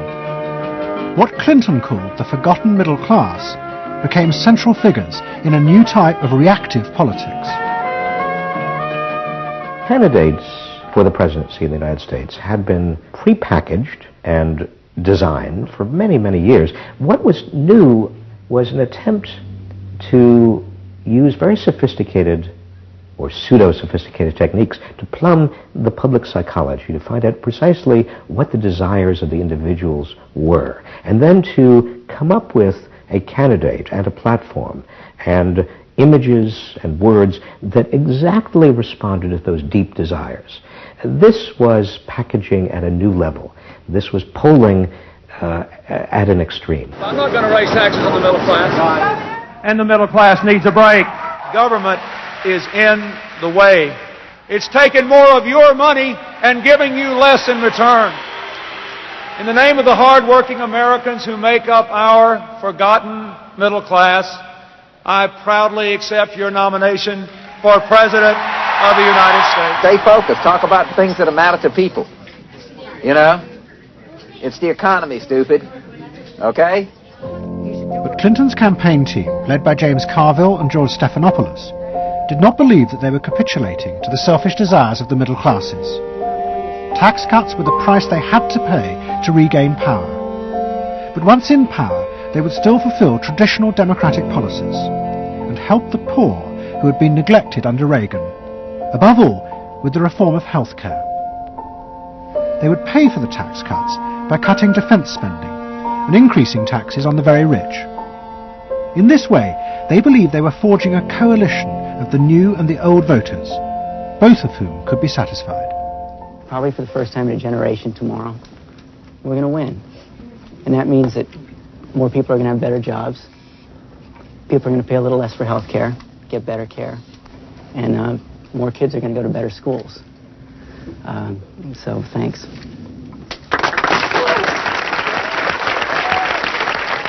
But the Democrats' optimism was to be short-lived. In November 1992, Clinton was triumphantly elected president. But within weeks, his administration discovered that the budget deficit was far greater than they had anticipated.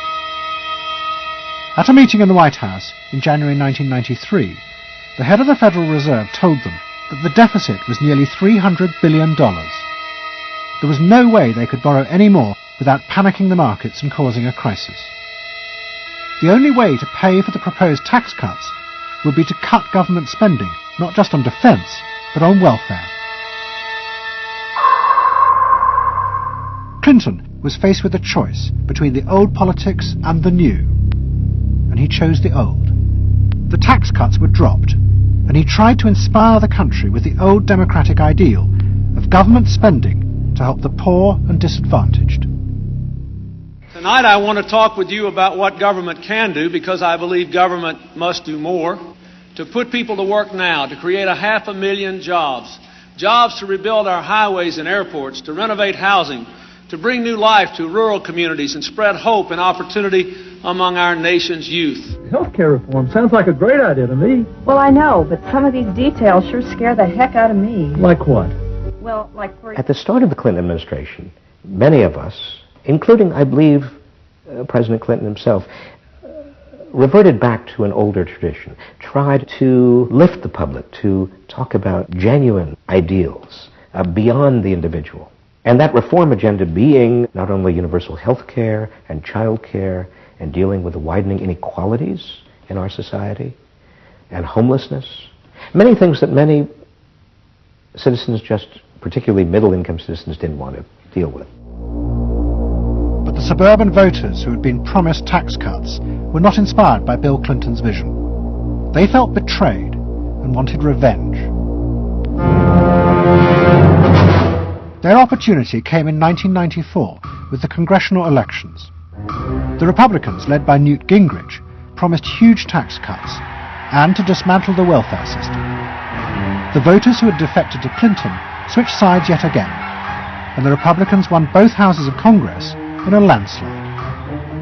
Well, I think it's a tremendous vote in favor of smaller government, lower taxes, and in a sense, a renewal of the Thatcher-Reagan tradition. And I think in that sense, it's pretty decisive.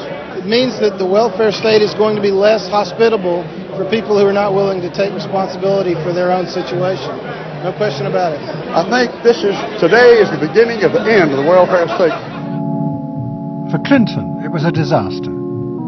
Faced with a hostile Congress, there was no way for him to get his reforms through. His personal popularity plummeted, and it seemed certain he would not be re-elected in 2 years' time. In desperation, and without telling his cabinet, Clinton turned for help to one of America's most ruthless political strategists, Dick Morris. What did he want you to do? Save his butt. Clinton was in serious trouble. He had lost the '94 election. He had lost control of Congress, and he hired me to come back and help save him. So he was basically asking me to perform roughly the same role as a life preserver would if you're drowning. What Morris told Clinton was that to win re-election, he would have to transform the very nature of politics. The crucial swing voters in the suburbs now thought and behaved like consumers. The only way to win them back was to forget all ideology and instead turn politics into a form of consumer business. Clinton must try to identify their personal desires and whims and then promise to fulfill them. If he followed those consumer rules, they would follow him. I said that I felt the most important thing for him to do was to bring to the political system the same consumer rules philosophy that the business community has. Because I think politics needs to be as responsive to the whims and the desires of the marketplace as business is. And it needs to be as sensitive to the bottom line, profits or votes, as a business is. I think that all of this involves really a changed view of the voters, so that instead of treating them as targets, you treat them as owners. Instead of treating them as something that you can manipulate, you treat them as something you need to learn from. And instead of feeling that you can stay in one place and you can manipulate the voters, you need to learn what they want and move yourself to accommodate it. To get inside the minds of the swing voters, Morris brought lifestyle marketing into politics for the first time. He went to one of America's most prominent market research firms called Penn & Schern and commissioned what they called a neuropersonality poll.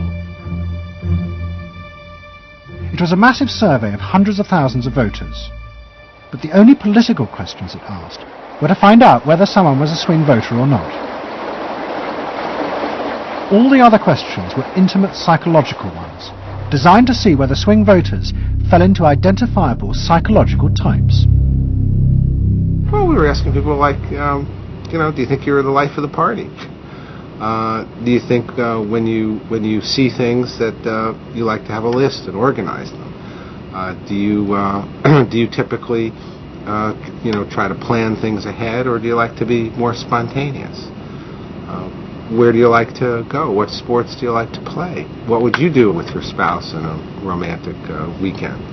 So we were asking people some very personal questions about their own lives, to try to see were the kinds of people that were likely to change their vote also possessing of certain kinds of personality traits. And in fact they were. The neuropersonality poll allowed the Clinton team to segment swing voters into different lifestyle types. They were given names like pools and patios, or caps and gowns, who were urban intellectuals living in university towns. From this, the team could identify ways in which they could make individuals feel more secure in their chosen lifestyles, just as business had learnt to do with products. Dick Morris called it small-bore politics, tiny details of people's lives and personal anxieties which politics had never even thought about or noticed before, but which now had become the key to winning power. It was an America that focused on day-to-day practical concerns. Should I wear seatbelts? Should I stop smoking? Should I wear a school uniform? Is my neighborhood being protected?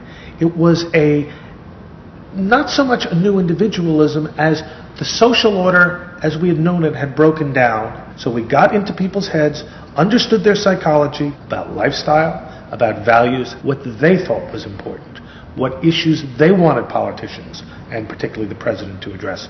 And these issues proved to be very, very different from what the conventional wisdom had suggested.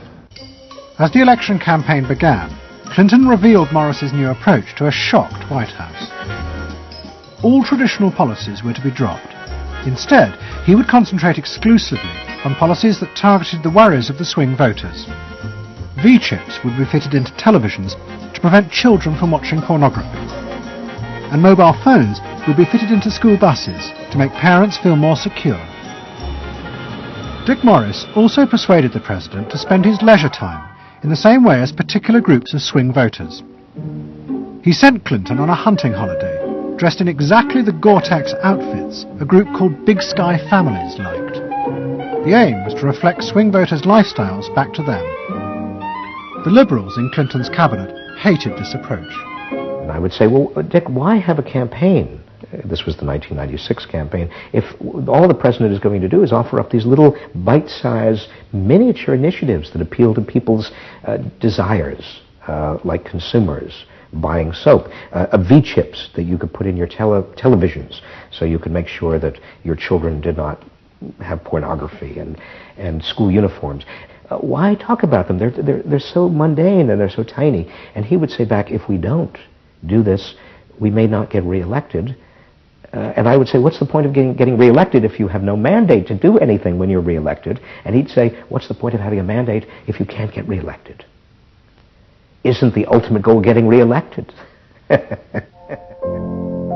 Morris's new politics were an extraordinary success. Clinton's ratings among the swing voters began to soar. And Dick Morris, along with the marketeer Mark Penn, took effective charge of making White House policy. Mark Penn set up a huge call center in an office block in Denver. And every night, hundreds of telephone operators called swing voters in suburbs across the country to check with them every detail of policies that Clinton was proposing. The policy was made by a group of people manning telephones in Denver, Colorado, placing calls to voters in places like Westchester and Pasadena, and asking them what they wanted from their government, and asking them very specifically about specific policies that Bill Clinton was considering. Would you be more likely to support him if he offered this particular government service, or if he offered that one? Those people told them what they thought. Mark Penn transmitted that to Bill Clinton, and it came out of his mouth. So essentially it was suburban voters in the 90s were creating American domestic policy, and some of its foreign policy as well. Right. Yeah, Mark Penn was polling on questions like whether we should bomb in Bosnia, things like that. Morris also insisted that Clinton make a symbolic sacrifice of the old politics to convince the swing voters to trust him. In August 1996, Clinton signed a bill which ended the system of guaranteed help for the poor and unemployed. Welfare would be cut back after 2 years in order to force people into work. The new system was called Welfare to Work, and would, he said, be a hand up, not a handout. It was the effective end of the guaranteed welfare system created by President Roosevelt 60 years before. For many in Clinton's cabinet, it was also the end of the progressive political ideal that Roosevelt had represented. The belief that one used a position of leadership to persuade the voters to think and behave as social beings, not as self-interested individuals. Dick Morris and the pollsters had won. And by that I mean that the people who ultimately got to the president, shaped the president's mind, were those who viewed the voters as just a collection of individual desires that had to be catered to and pandered to. It suggests that democracy is nothing more, and should be nothing more, than pandering to these unthought about, very primitive desires. Primitive in the sense that they are not even necessarily conscious, just what people want in terms of satisfying themselves. And the same triumph of the politics of the self was about to happen in Britain too. In 1994, Tony Blair had become the leader of the Labour Party, and the reforming group centred around Peter Mandelson became all-powerful. Almost every night, Philip Gould ran focus groups with swing voters in the suburbs. But this time he was listened to, and the desires and the fears of the new aspirational classes became the central force shaping Labour Party policies.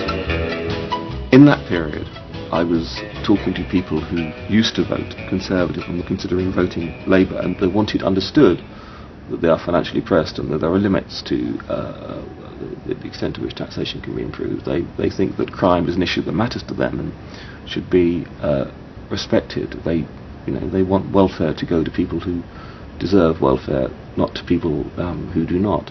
This was seen of by many in the Labour Party as selfish. I never saw that it was selfish. I believe that a dad or a mum doing their best for their family isn't selfish. They're just doing their best for their family, and that's what people do. A crackdown on those who make life hell in their local neighbourhoods through noise or disturbance. Law and order is a Labour issue today.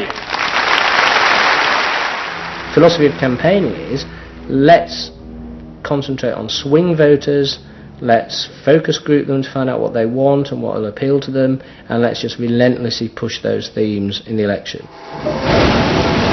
Something is happening to you. After promising to put money in your pocket, the Conservatives are quietly taking it away. Philip Gould was crucial because he gave the raw material, if you like, for these politicians to do this kind of politics. In that when he came up with stuff, they'd follow it, pretty much without exception. Blair himself would pore over these sort of 12-page memos and say, well, this is what we must do. We want people to earn more, to consume the good things of life. We want people to pay lower taxes. Gordon Brown says the Labour government would hold the main tax rates unchanged. The Labour government will not increase the basic rate of tax. I want to make it clear that I will not increase tax. In fact, the Labour Party does stand for Middle England. Those that aspire to do better, to get on in life, and be ambitious for themselves and their families will do better with Labour. Groups of 8 people drinking wine and nibbling, Cheerios, what they thought determined effectively everything that the Labour Party did. And although those running the campaign liked to portray the new approach as their invention, it was in fact copied from the Americans, even down to the phrases that the American marketeers had tested on their swing voters. Peter Mandelson and his team were in the United States watching what we did and copied almost verbatim our approach in their 1997 campaign. The benefit system should be about giving people a hand up, not just a handout. Mandelson's not a fool if he's anything. He saw something that worked, so why not do it? And I can remember reading their manifesto and saying to myself, they just took it lock, stock, and barrel. On one hand you're proud, and on another hand you're bitch.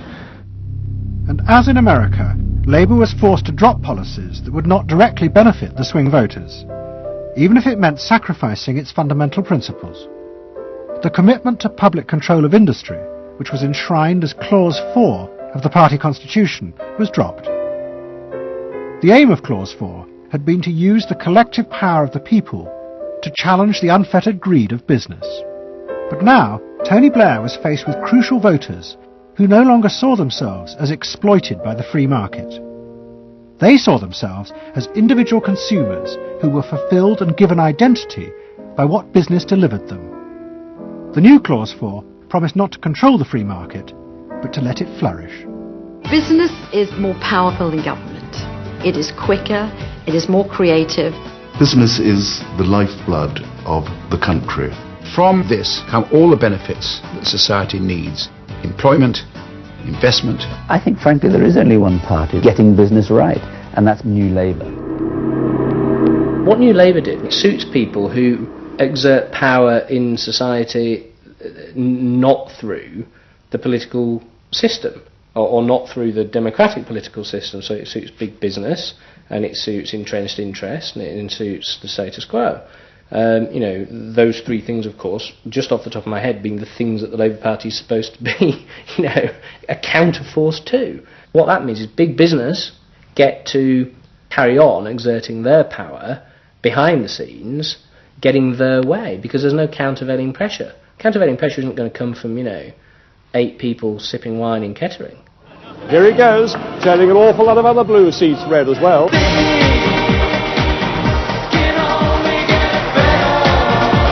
Very happy, very relieved, and very exhilarated. But those who masterminded Labour's victory in 1997 saw it as a triumphant vindication of a new form of democracy.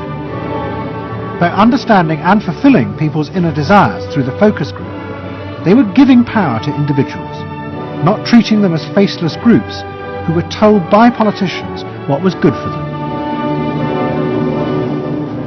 I don't see the focus group as some marketing tool. I see the focus group as a way of hearing what the people have to say. And I see the focus group as a way to a new form of politics. What the people give, the people can take away. We are the servants, they are the masters now. 1997 was, I think, fundamentally important in that. Because I think it is the end of the elitist politics that's dominated Britain for so much of the last 100 years.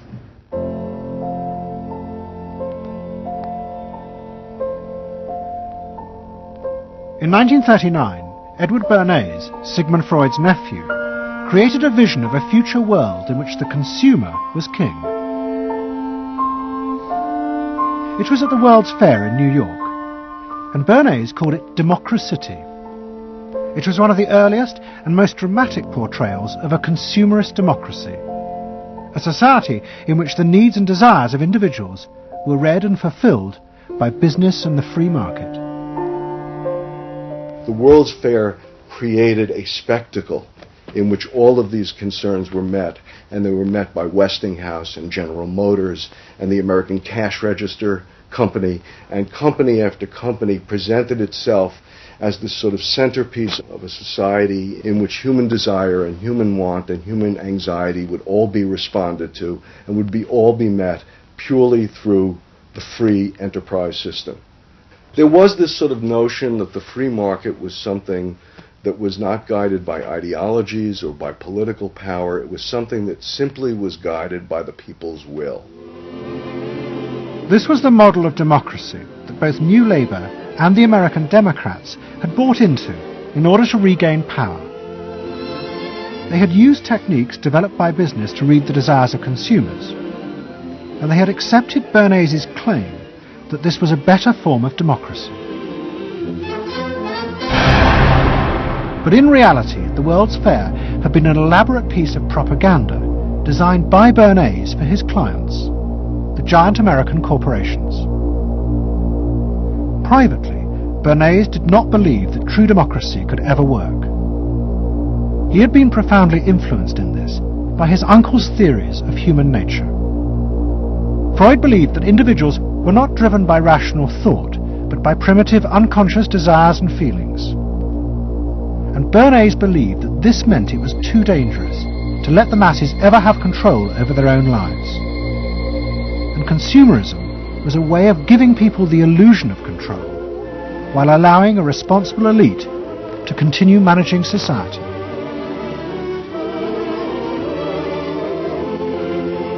It it's not that the people are in charge, but that the people's desires are in charge. The people are not in charge. The people exercise no decision-making power within this environment. So democracy is reduced from something which assumes an active citizenry to something which now increasingly is predicated on the idea of the public as passive consumers, the public as people who essentially what you're delivering them are doggy treats. The problem for New Labour was that it believed the propaganda. They took at face value the idea promoted by business that the systems invented to read the consumer's mind could form the basis for a new type of democracy. Once in power, New Labour tried to govern through a system that Philip Gould called continuous democracy. But what worked for business in designing products led the Labour government into a bewildering maze of contradictory whims and desires. For much of Labour's first term, the focus groups said that the railways were not a high priority, and Labour's policies faithfully reflected this. But now, those same groups are blaming the government for not having invested more money sooner in the railways. The point about focus group politics is that there isn't one because people are contradictory and irrational, and so you have a problem in terms of deciding what you're going to do if all you do is actually listen to a mass of individual opinions that are forever fluctuating and don't really have any coherence, and crucially are not set in context. So that's why people can say, you know, I want lower taxes and better public services. Of course they do. You know, if you say, do you want to pay more taxes to get better public services, people are less sure. They then don't believe that if they do pay more taxes, they will be spent on better public services. So you end up in this quagmire where, you know, the truth is a politician has to say, look, this is what I believe. I believe that you should pay slightly more taxes to make better public services, and I pledge that I'm competent enough to actually use that money wisely. Do you want that? Vote for me, yes or no. And that's what Blair has failed to do. Tony Blair turns around and sort of tries to feed back to them what they already believe, and given what they believe is sort of a load of individual, incoherent, contradictory nonsense, that's all he has to offer. And then he wonders why people don't get him. You know, the answer they don't get him is because they're looking for someone to do something that they can't do themselves, which is actually come up with a coherent political opinion that they might have faith in. New Labour are faced with a dilemma. The system of consumer democracy that they have embraced has trapped them into a series of short-term and often contradictory policies. There are now growing demands that they fulfil a grander vision, that they use the power of government to deal with the problems of growing inequality and the decaying social fabric of the country. But to do this, they will have to appeal to the electorate to think outside their own self-interest. And this would mean challenging the now dominant Freudian view of human beings as selfish, instinct-driven individuals, which is a concept of human beings that has been fostered and encouraged by business because it produces ideal consumers. Although we feel we are free, in reality, we, like the politicians, have become the slaves of our own desires. We have forgotten that we can be more than that, that there are other sides to human nature. Fundamentally, here we have two different views of human nature and of democracy. You have the view that people are irrational, that they are bundles of unconscious emotion. That comes directly out of Freud. And businesses are very able to respond to that. That's what they have honed their skills doing. That's what marketing is really all about. What are the symbols, the music, the images, the words that will appeal to these unconscious feelings? Politics must be more than that. Politics and leadership are about engaging the public in a rational discussion and deliberation about what is best, and treating people with respect in terms of their rational abilities to debate what is best. If it's not that, if it is Freudian, if it is basically a matter of appealing to the same basic unconscious feelings that business appeals to, then why not let business do it? Business can do it better. Business knows how to do it. Business, after all, is in the business of responding to those feelings.